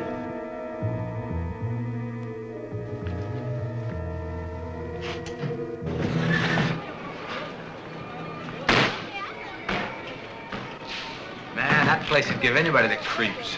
Poor baby, you're afraid of everything. Yeah. Come on, let's get ready for the big protest tonight. Why are we protesting tonight? I don't know, but I'll bet it's fun.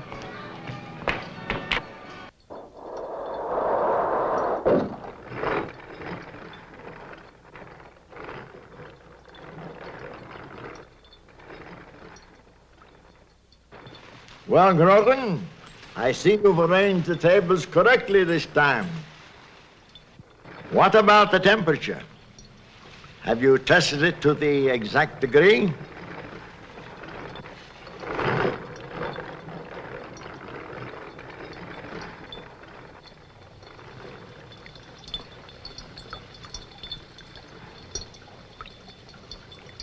You heard them up there, Groton. They want to see an illusion. They do not realize that the reality itself is the grandest illusion of all, and that human blood is the essence from which future illusions may be created.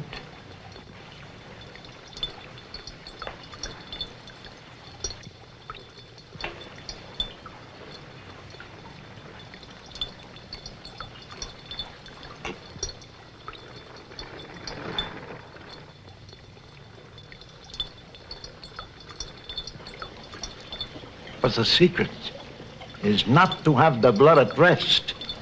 No, the circulatory system must experience a traumatic shock, one that is inconceivable to the human mind. The idea of trauma is not a new one, but I am sure I am the first such experimenter to incorporate the horror of an actual decapitation with the later rejuvenation of a human body. My, it's remarkable. A few scars. Scars that with time will dissolve away. Nothing more. Has she not been drugged into a surface somnolence, she could walk away from us now as though nothing had happened on that fateful night. But of course we cannot allow that to happen. No, not until enough of the serum has been made and tested. Oh, she's a lucky young woman, Groton. We have desperate need of her blood. She has survived decapitation and is manufacturing the right type of vital fluid for us. We are not butchers, Groton. We don't have this young lady here to merely drain her body and cast her aside. No. We are scientists, and we must have others to experiment with. You understand that, Groton? And you also understand what must happen to you once again. Now, Groton, on with the work we must continue tonight.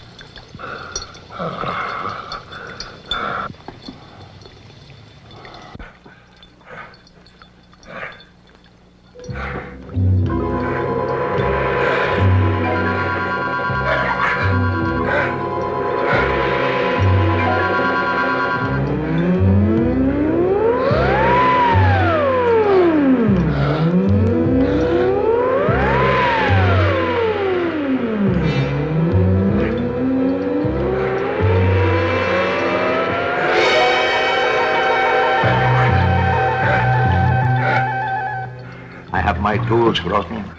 You have yours.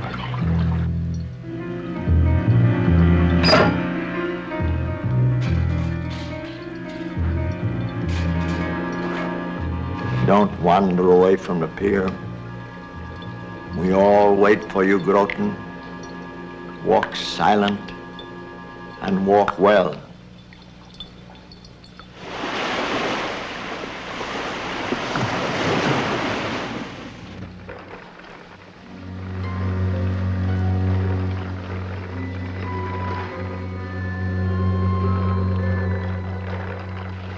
Dr. DeRay, I presume. I hope your busy schedule will allow me a brief visit with you. What do you want? It's late. And my exhibit is closed, and how did you get in here anyway? All that is unimportant, Doctor. You see, I know your secret. There are ways that we can help each other. All right. Come into the light and we'll talk.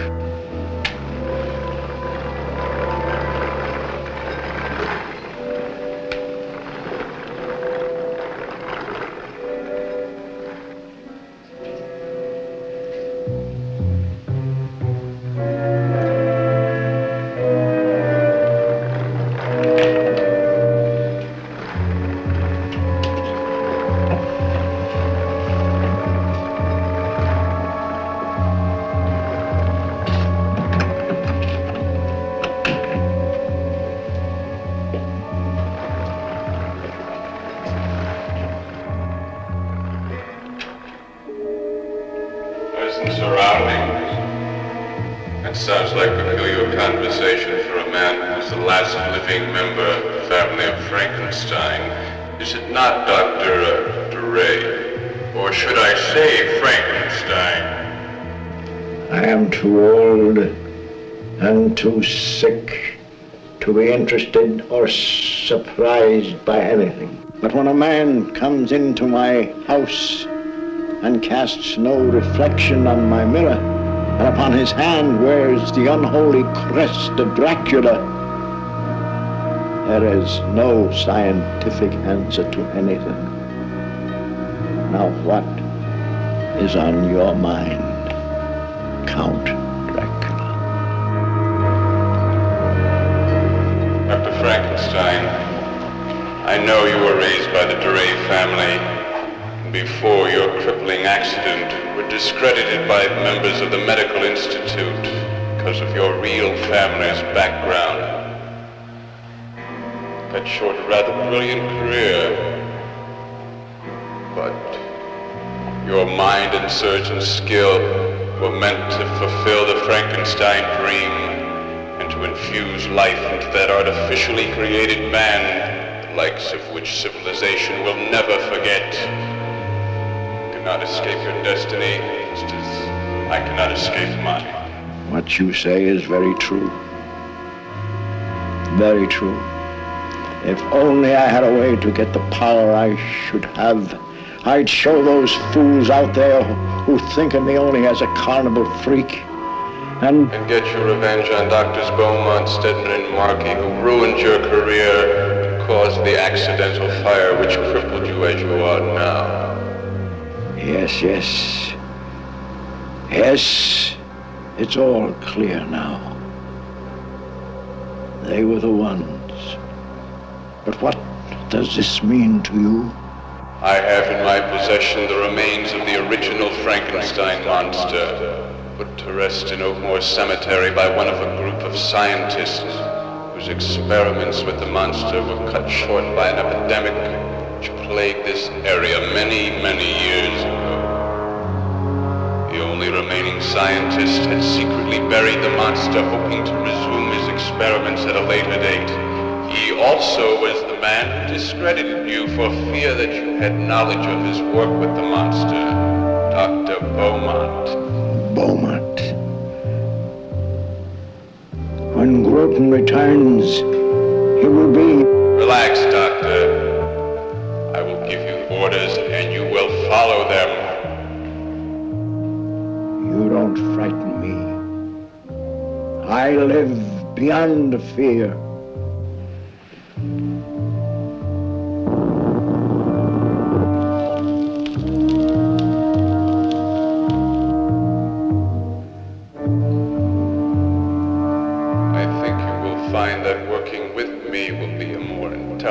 decision, Doctor. We cannot wait.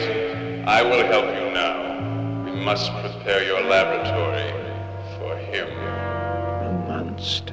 Yes, and all those who would meddle in the destinies of Frankenstein and Dracula will see an infernal bloodbath the likes of which has not swept the earth before.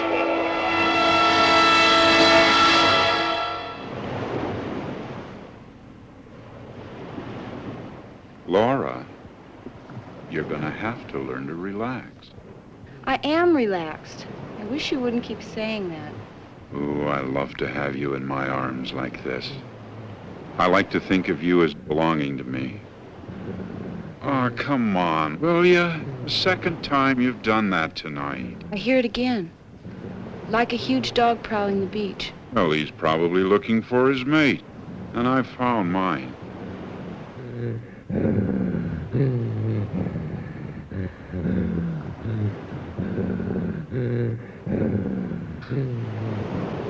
Bob, I don't want to stay here any longer.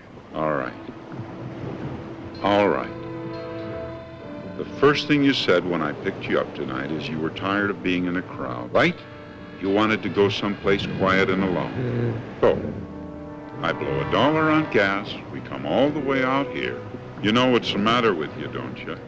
It's that damned imagination of yours. Hey, wait a minute. I hear it not you. Oh, don't listen to it. Let's get out of here.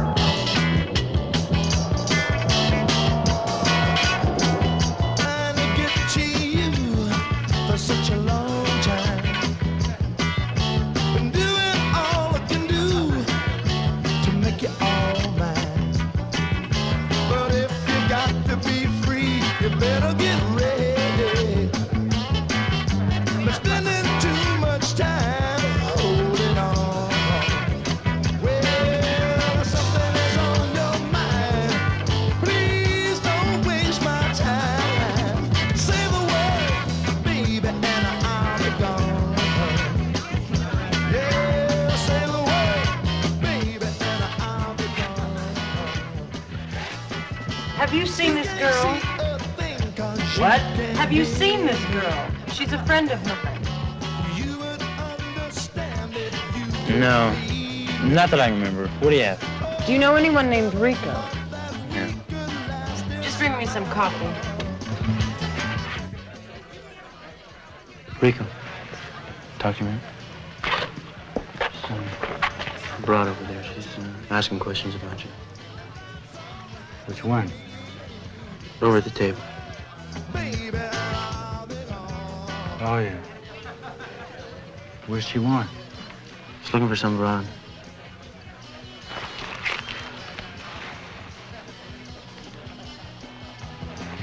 Here, give her these.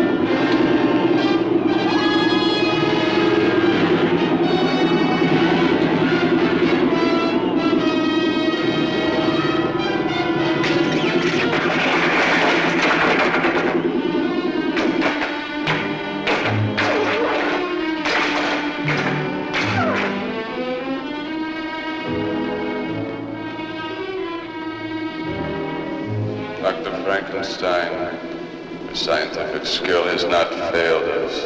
We will make the monster walk. He was born with the electrical fury of the heavens when the Zorna comet passed over the earth.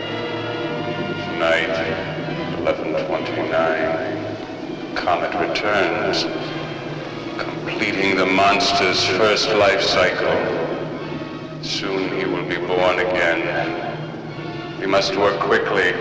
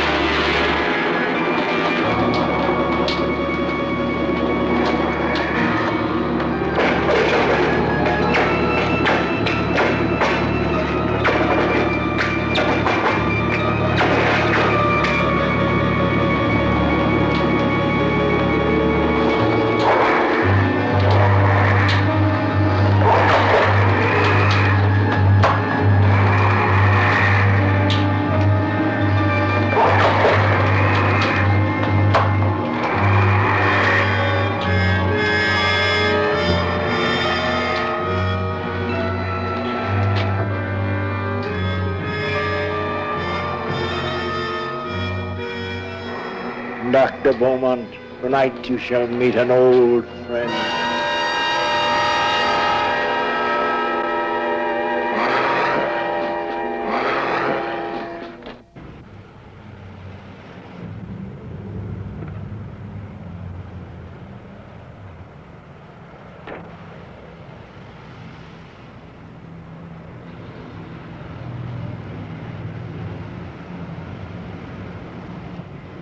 Who are you? Keep driving, I will tell you where. Who are you? I am known as the Count of Darkness, the Lord of the Manor of Carpathia. Turn here.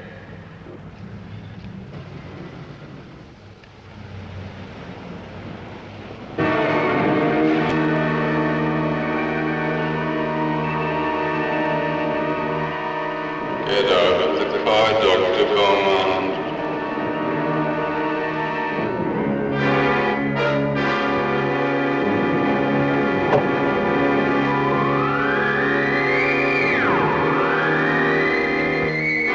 No friend of yours, eh, Doctor? See that Frankenstein and I have made some improvements.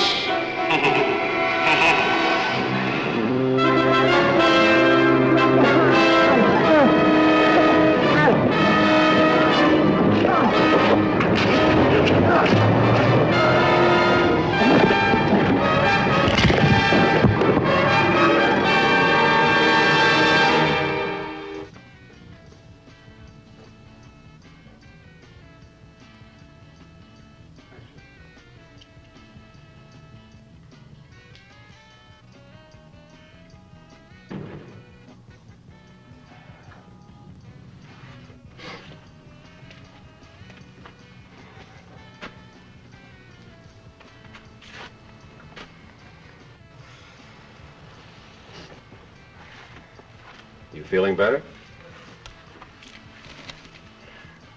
Somebody thought you were a cop, slipped you a drug. You were in another world.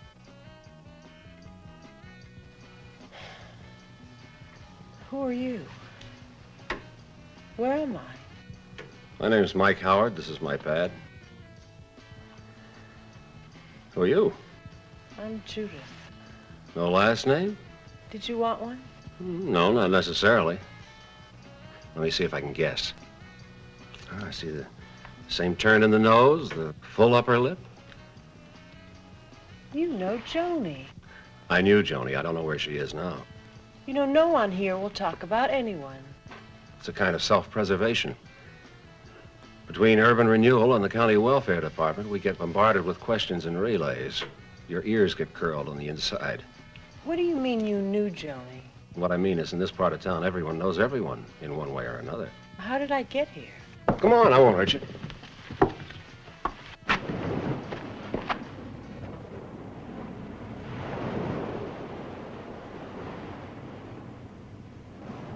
They brought you here. That's Samantha. She goes with that goofy-looking kid over there. He's strange. That's his name. Also classification. You sound rather cynical. Not a bit. It's just an observation. That's my bag. I make observations for later replay. Like the football game on TV. Hey, Mike! We found the guy chopped up down at Rocky Point. He was all bloody in bits and pieces. What are you talking about? We never found his girlfriend, though. Guy can't make out in peace anymore. Man, it's a real bummer. It's not usually this gory on the premises. Maybe we better go inside. No, wait. Just a little bit more fresh air. Okay, come on.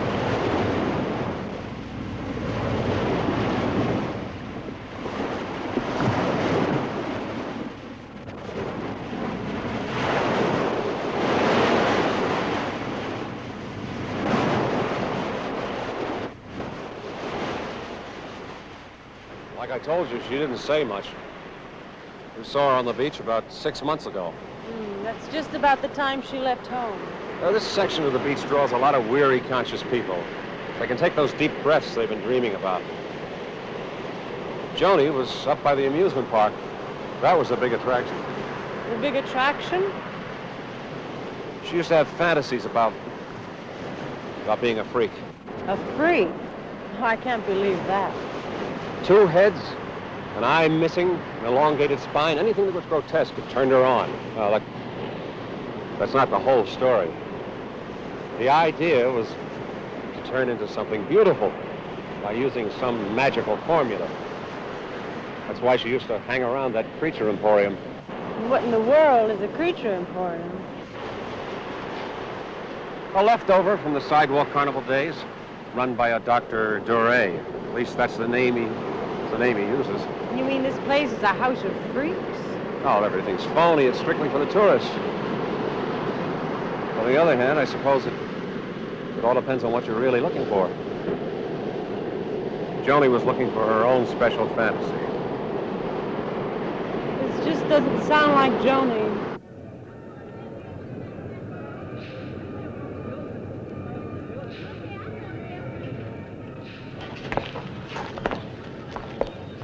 So we greet the world of Dr. Duray. Nothing but a cheap sideshow. I told you, it's strictly for the tourists. Mike, I don't want to go in there. There's nothing more I can find out about Joni in a place like that. Rule number 1 about observation collecting. Never take a situation at face value. What you see is not what it really is. Better get out his pipe and slippers, Sam. Showing his age again. You two better be careful. The doctor may be casting today. Don't you let him touch me, Mike. What about me? You know how to go invisible. Only from the waist down.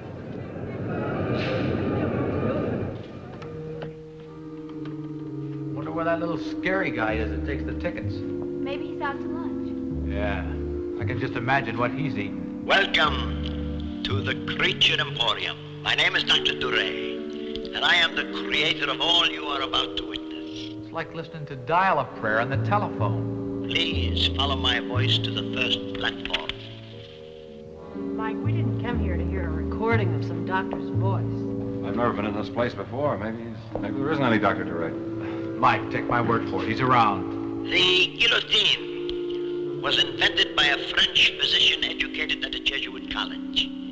As a deputy to the National Assembly, he proposed that decapitation be adopted as the method of capital punishment in order to make executions as swift and painless as possible. Of course, there is no way we are able to determine if the method is entirely painless, but we certainly know by observation that the entire procedure is swift. If this had been an actual demonstration, you would have noted the extreme lack of blood. Sounds like he enjoys every word of it. Look, Mike, there are wires all over the place. This whole exhibit must be mechanical. Maybe you were right about Dr. Duray. And what is right about Dr. Duray? Oh, I'm sorry. I didn't know there was anyone about. I am everywhere, particularly in this room, since all of these creatures are byproducts of my mind. I'm afraid we came here for another reason, Doctor. My sister visited your exhibit. Many young people come here to study the mysteries of the occult. And now she's missing. Missing? Yes, she was last seen on the beach, right by your very exhibit. Oh, I see. I have a picture of Joni.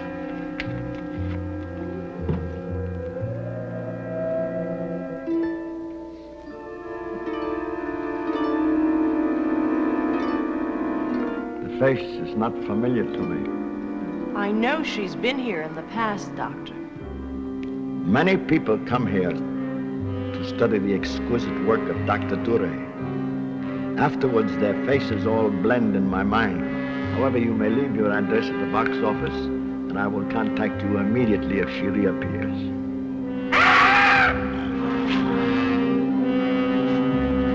He was right about being all over the place. Did you see his eyes when I showed him the picture of Joni? Yeah, I saw his eyes. He knows Joni. I just know it. What he knows and what he'll talk about are 2 different things. According to latest research, the male gorilla may attain a height of 6 feet. Hey, do we have to listen to Dr. Doolittle again? I think we've had. It is interesting to note canine teeth of the female are not developed into tusks. Yeah, that's real interesting. Especially if you're going with a female-type gorilla.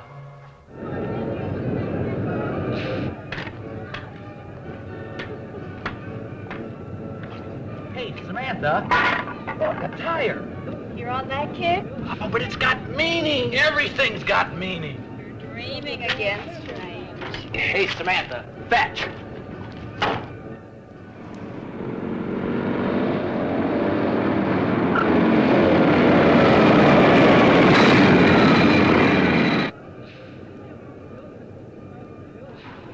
Hey, baby. Where you been keeping yourself? Why don't you cut out, Rico? I pulled myself out of the sewer.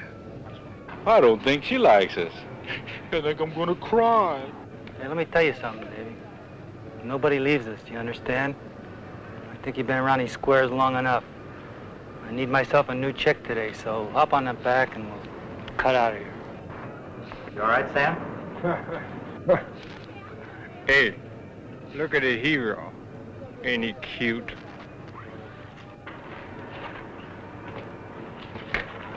Leave him alone. Hey, it's a nice looking piece you got there.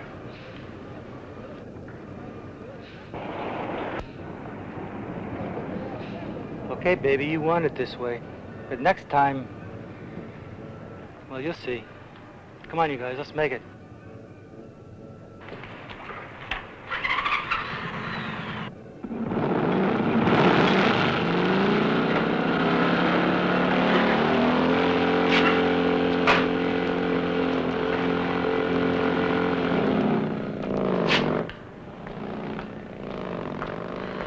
Well, I see you moved into our neighborhood.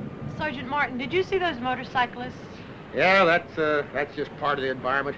Well, they almost attacked Samantha. Samantha, she knows how to take care of herself.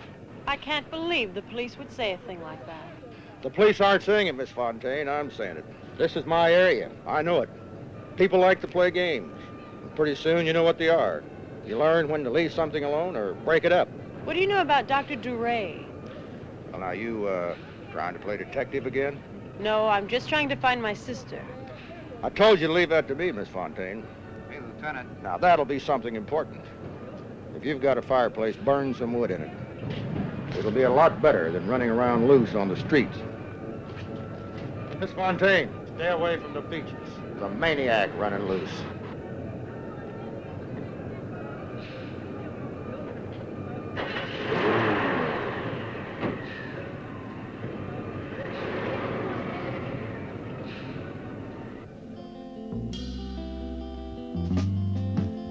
Walk with me.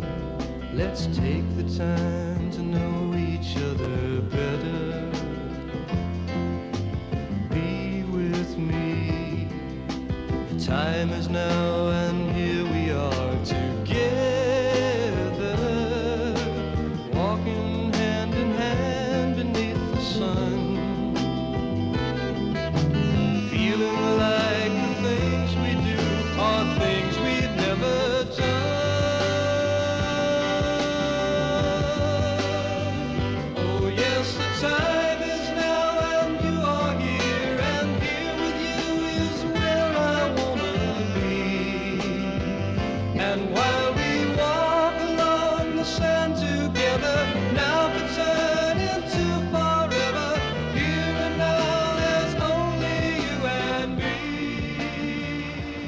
What do you think of my little hideaway? Oh, Mike, it's beautiful. It's hard to believe there's so much trouble in the world when you're sitting here listening to the sound of the ocean. And being here with someone so nice. Well, it's about time you admitted it.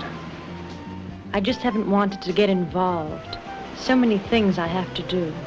You're right. We don't want to get involved, do we? Just be good friends, right? Oh, well, the time is now, and you are here, and here with you is where I wanna be. And while we walk along the sand together, now could turn into forever. Here and now, there's only you and me. Only you and me.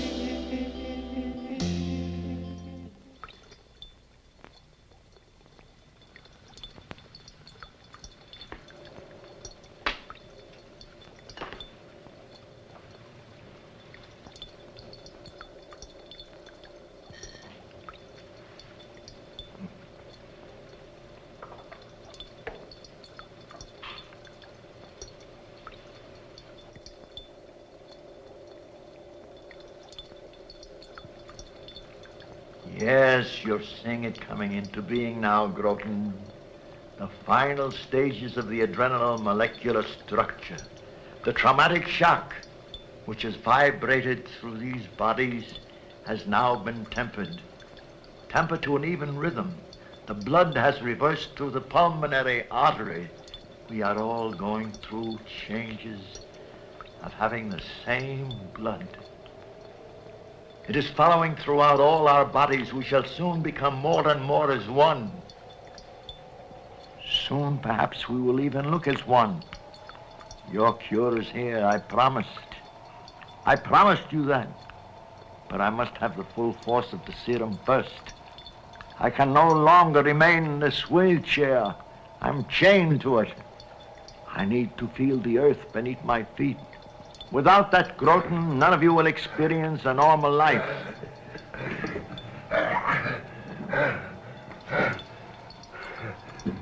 What is it, Groton? I've not given you your shots for transformation for the past 24 hours. You should not be experiencing any forms of metamorphosis.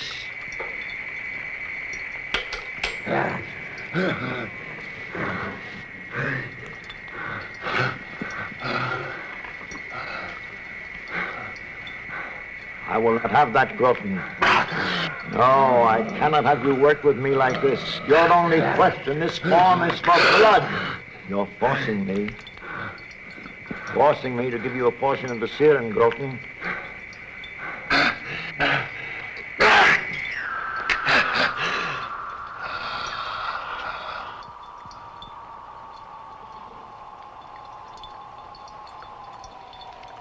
You forced me because of your weakness.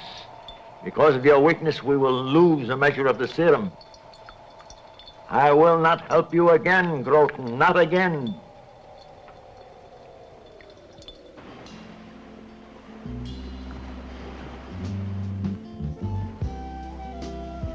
Mike, I've been thinking about what you said before. About what? Oh, about Joni being old enough to live by herself. Are you giving up? No, I'm not giving up. Just giving Joni something she's always needed. A freedom from a big sister who thinks she knows what's right and what's wrong. I'm sure Joni will thank you for that. But maybe there's something else you don't know about. Something else? I've been thinking about everything that's happened. I may have come up with a new idea. You know, everything that's happened in the last week is centered around the amusement park. And the only amusement that extends out onto the beach is Dr. DeRay's Creature Emporium. You mean the place where Joni got her parchment? Yeah, and who knows what else.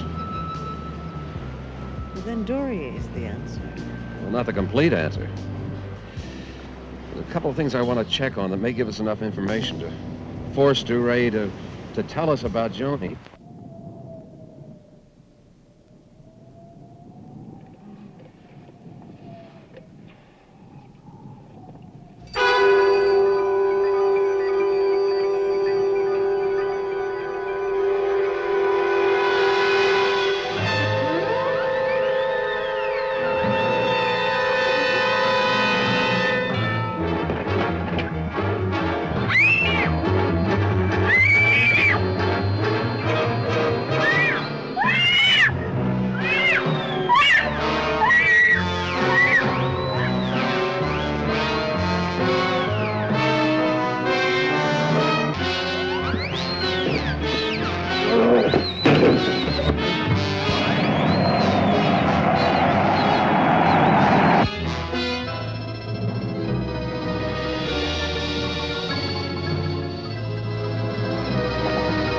There's got to be some kind of a gag.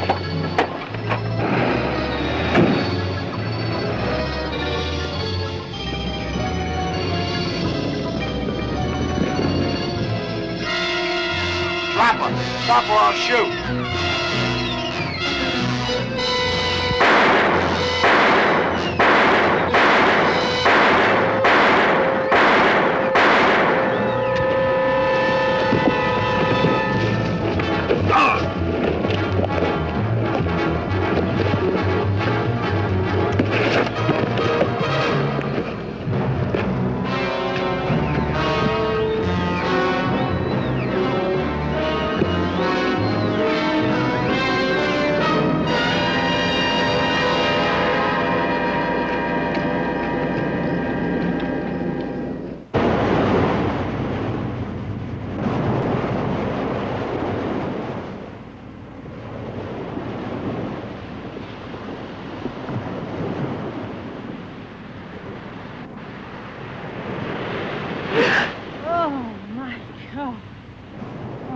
I was you. Oh, I was scared to death. You shouldn't be out here alone. I know, but I just got tired of waiting for you to come back. Did you find out anything about Duryea? Sure, I found out he's a doctor, all right, but I still don't trust him. Come on, let's check the pier under his exhibit.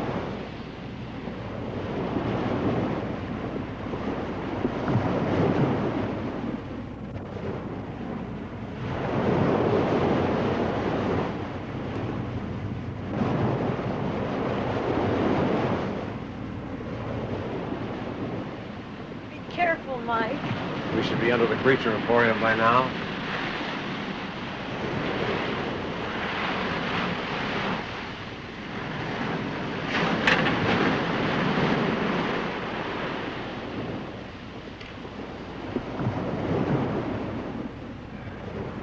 This could be what we've been looking for.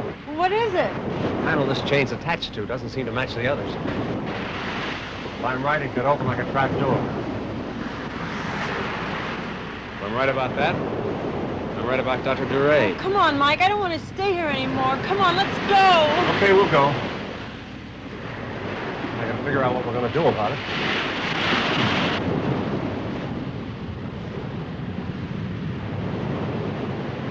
Mike, do you really believe what you just said?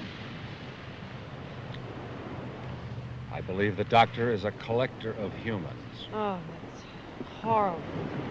I also believe he's trapped in his wheelchair, and somebody or something does his work for him. Well, what about that trap door we just saw? Easy exit for the hunter. Mike, we just met the man. I know he's strange, but he's not mad. How do you recognize madness? Of all the aspects in a man, madness can be the most impossible to observe. But there's nothing we can do without proof. We'll get proof. Mike, why are you doing all this?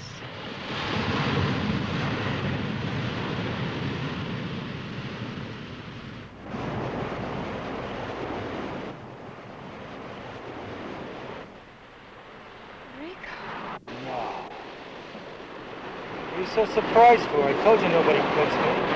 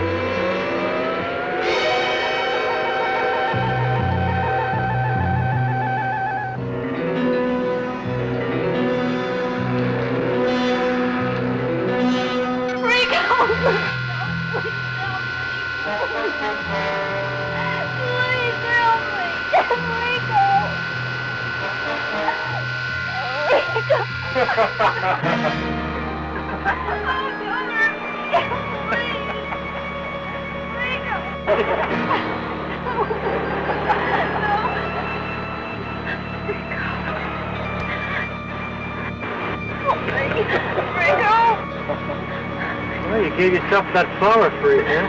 No. It's all right. I just knocked the pollen out of him. No! I hope you saved a little for my friends here. Hey, baby, you're in the sandpit. And are you gonna enjoy it? Nice and warm. You got your tum-tum up against something.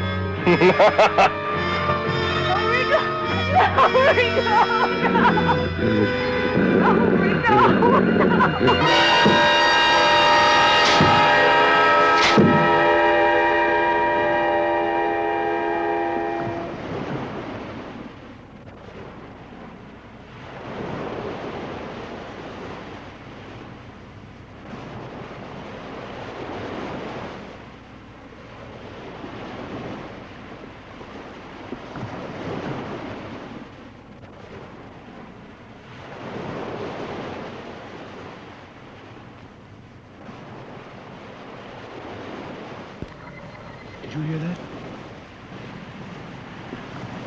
It sounded like a chain unwinding. Oh, Mike, let's not talk about that again. I've heard it before, Judith, but now I think I know what it is. Stay here. I'll be right back. Mike, don't go without me. Don't argue with me. Just stay here. I'll be back. Mike, I just couldn't stay there by myself anymore. Mike, that's just about where we were standing over there. I know. I could swear I saw something. Well, what do you think it was? Looked like somebody trying to pull themselves up. I guess I'm starting to imagine things.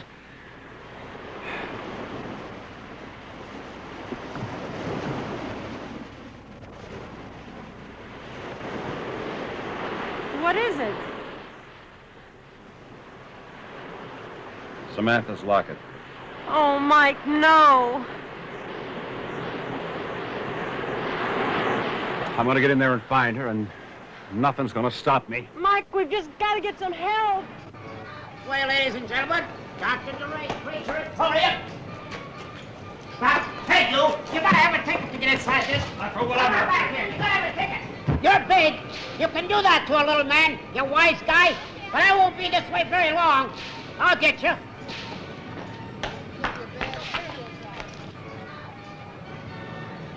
Your friend waits for you inside. My friend?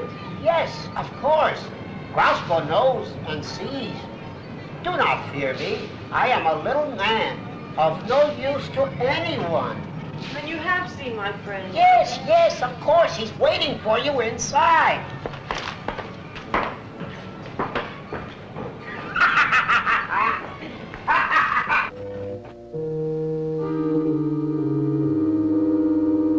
You wish to see Dr. Duray? I've seen your phony exhibit, Duray. Now I want to see what you have down below.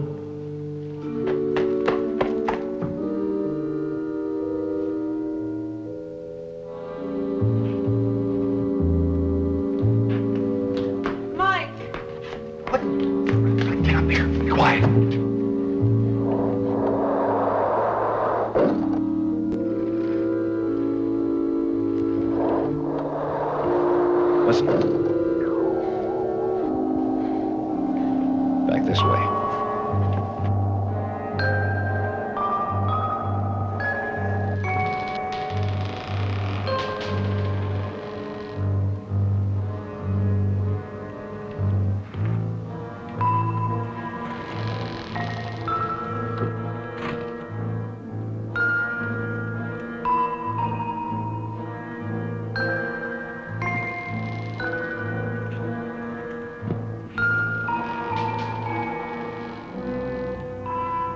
This will be ready for us when we want to leave.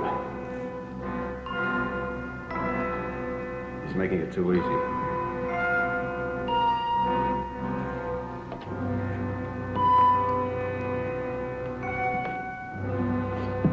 This time you wait. Mike, I've got to know what's down there.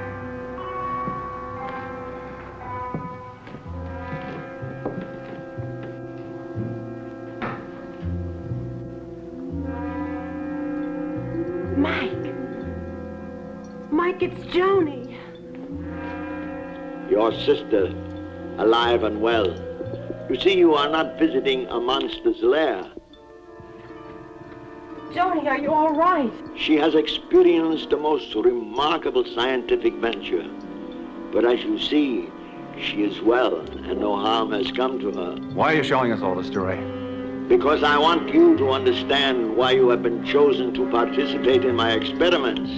Again, you must understand, you are not trapped, but rather you will be spiritually released by what will occur in the next few moments.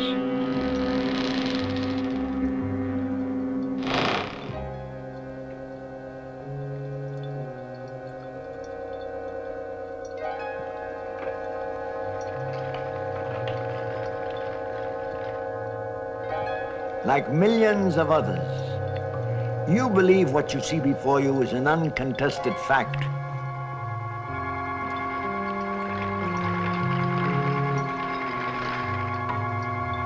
A moment ago, you witnessed the claiming of another being for my experiment.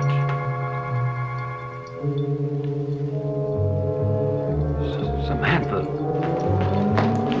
She is well, but because of what she witnessed, the destruction of 3 young men who wished her harm, she produced a remarkable cellular conversion. Her blood has the exact components necessary to complete my serum. I never thought such an alteration was possible at such a short period of time, but it happened. It happened, and now I know it can happen again. You two are lovers, quite obviously. And when you witness the sudden death of your lover, the traumatic shock will draw the reservoirs of blood into a single electric stream. You will feel yourself lifted to a new plateau, and this physical resurrection will be the beginning of a new life for yourself and for others. Mainly my friends here.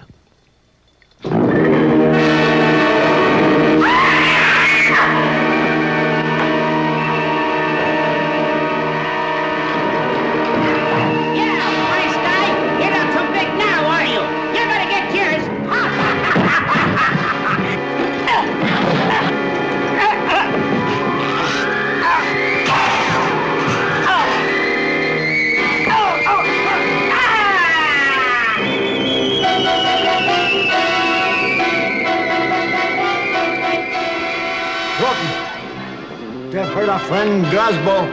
They must all die. They must all die. Judah, get out of here! Get out!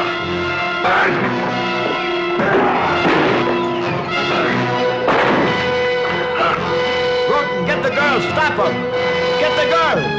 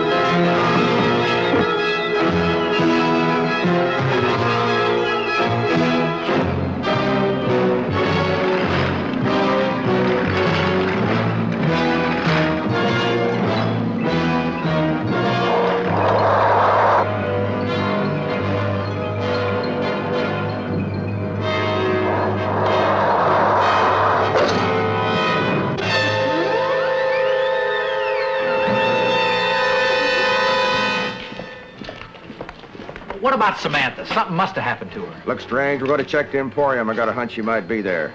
Don't forget we found those 3 bodies underneath it. Come on.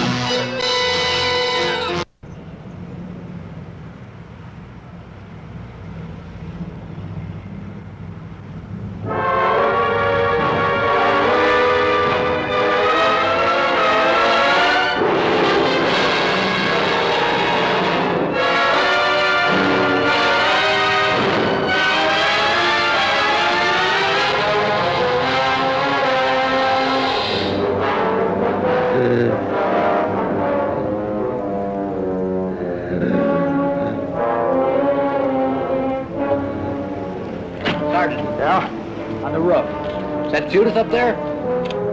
Well, I don't know for sure. Sergeant, find a way to the roof. We'll check it this side.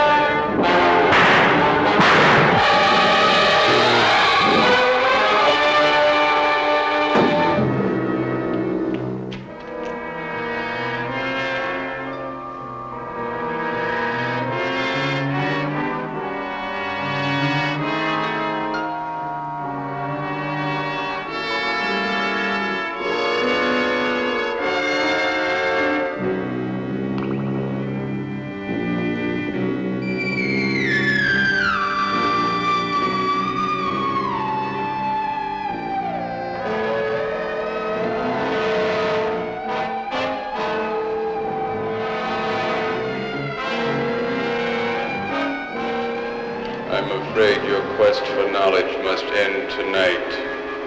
Your interference is going to prove very costly to you.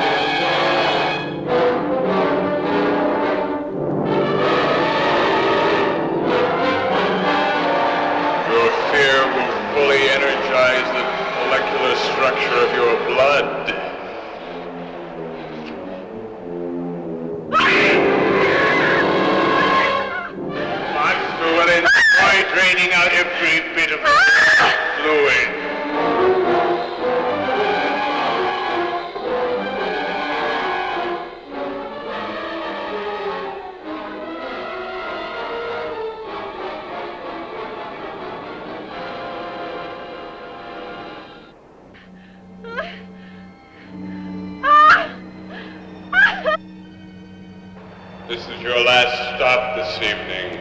Your very last stop. You are responsible for the death of Dr. Duray, last of the Frankenstein. I am Dracula. The serum he perfected would have rendered me invincible.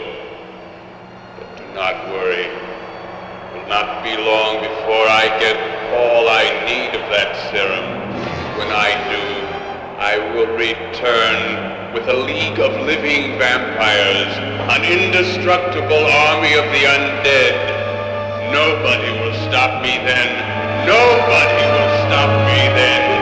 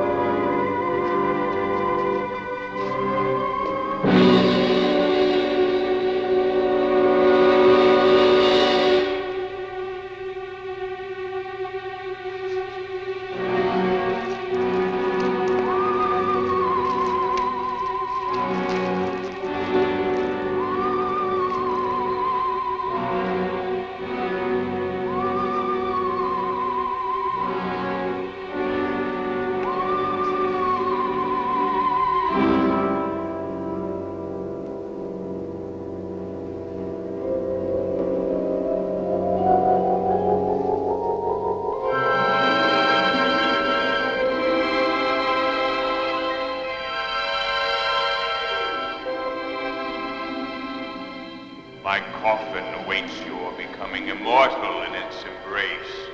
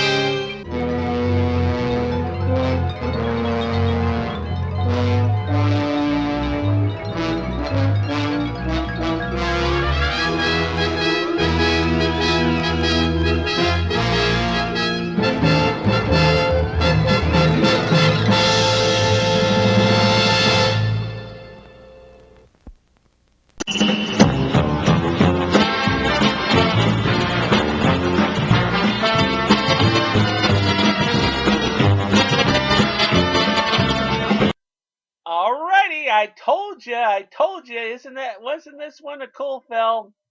I mean, give me a fucking break. Dracula that shoots laser beams out of his ring. I mean, give me a break. That is flippin' cool. Even though his makeup looked like it came from Partyville. I mean, it was just a cool little movie. But here's some trivia on the film. In his scene confronting Dracula, J. Carroll Nash looks noticeably older than he does elsewhere in the film. And this is due to the fact that that there was a large amount of time that elapsed between the bulk of his scenes. I mean, the fact is that the Frankenstein Dracula scenes were actually grafted onto the film later. It's funny as hell.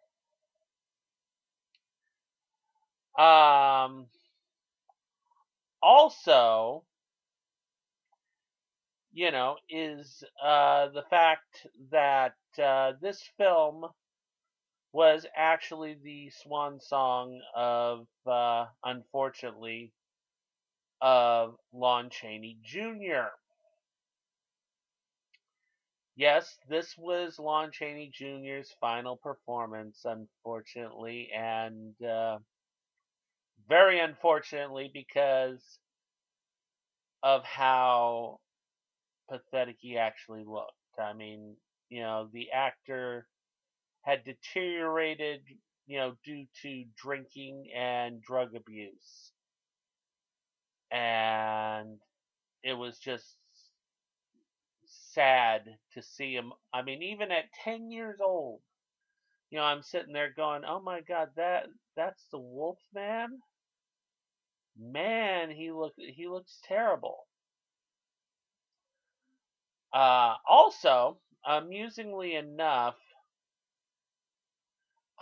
this film was actually supposed to be a sequel to a biker film called Satan's Sadists.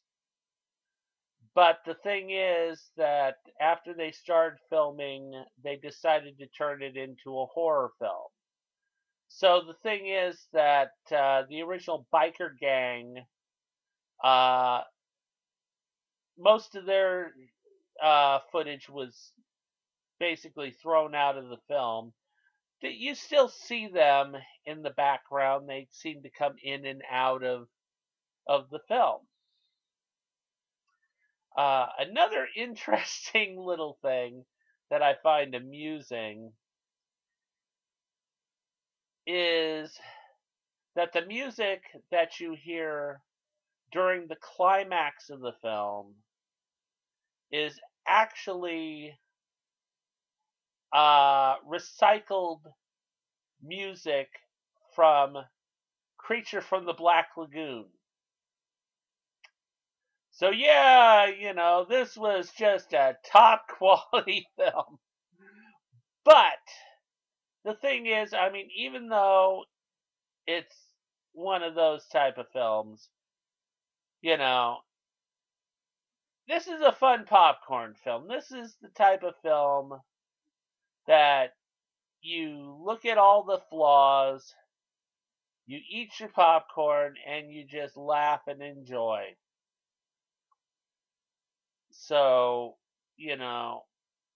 don't take it seriously. Just enjoy. Anyways, so we've come to that point. From our dear friends at Darkstone Entertainment, it is my pleasure to bring you Eric Lobo as the international psychic Criswell. Enjoy.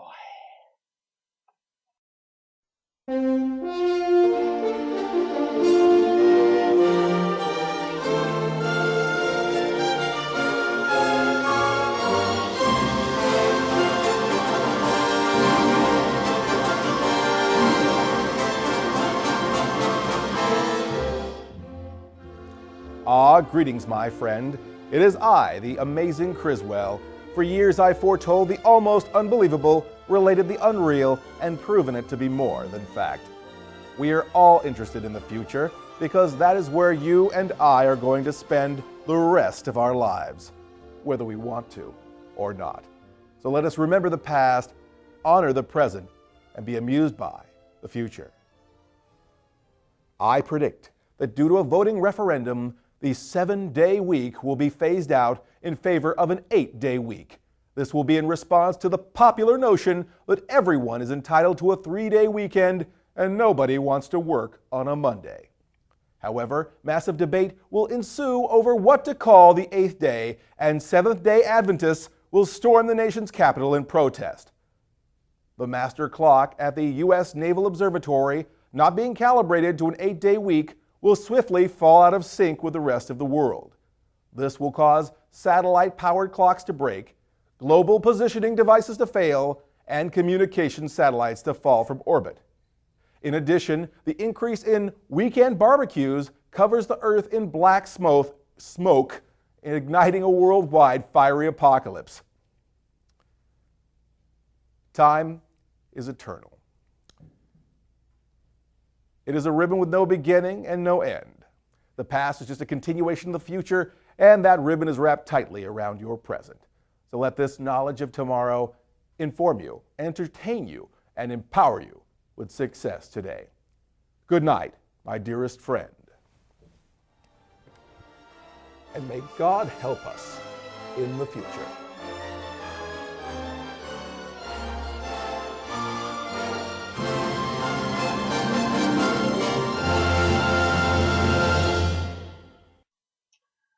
Alrighty, so as always, another wonderful episode of Criswell. And, Criswell wouldn't be here, except for the wonderful people over at Darkstone Entertainment.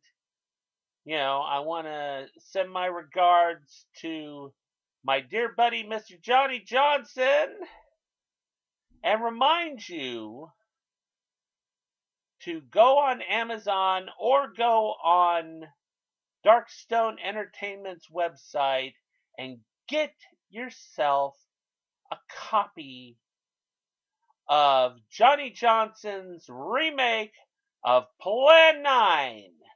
It is fantastic. This is just a wonderful film. So add that to your horror collection. And this brings to the end this episode of Bloodbath Theater. Be ready next month, as I said, as we bring you The Abominable Snowman and Bigfoot. So this is William Pattison saying, keep America strong, watch horror films. Yeah.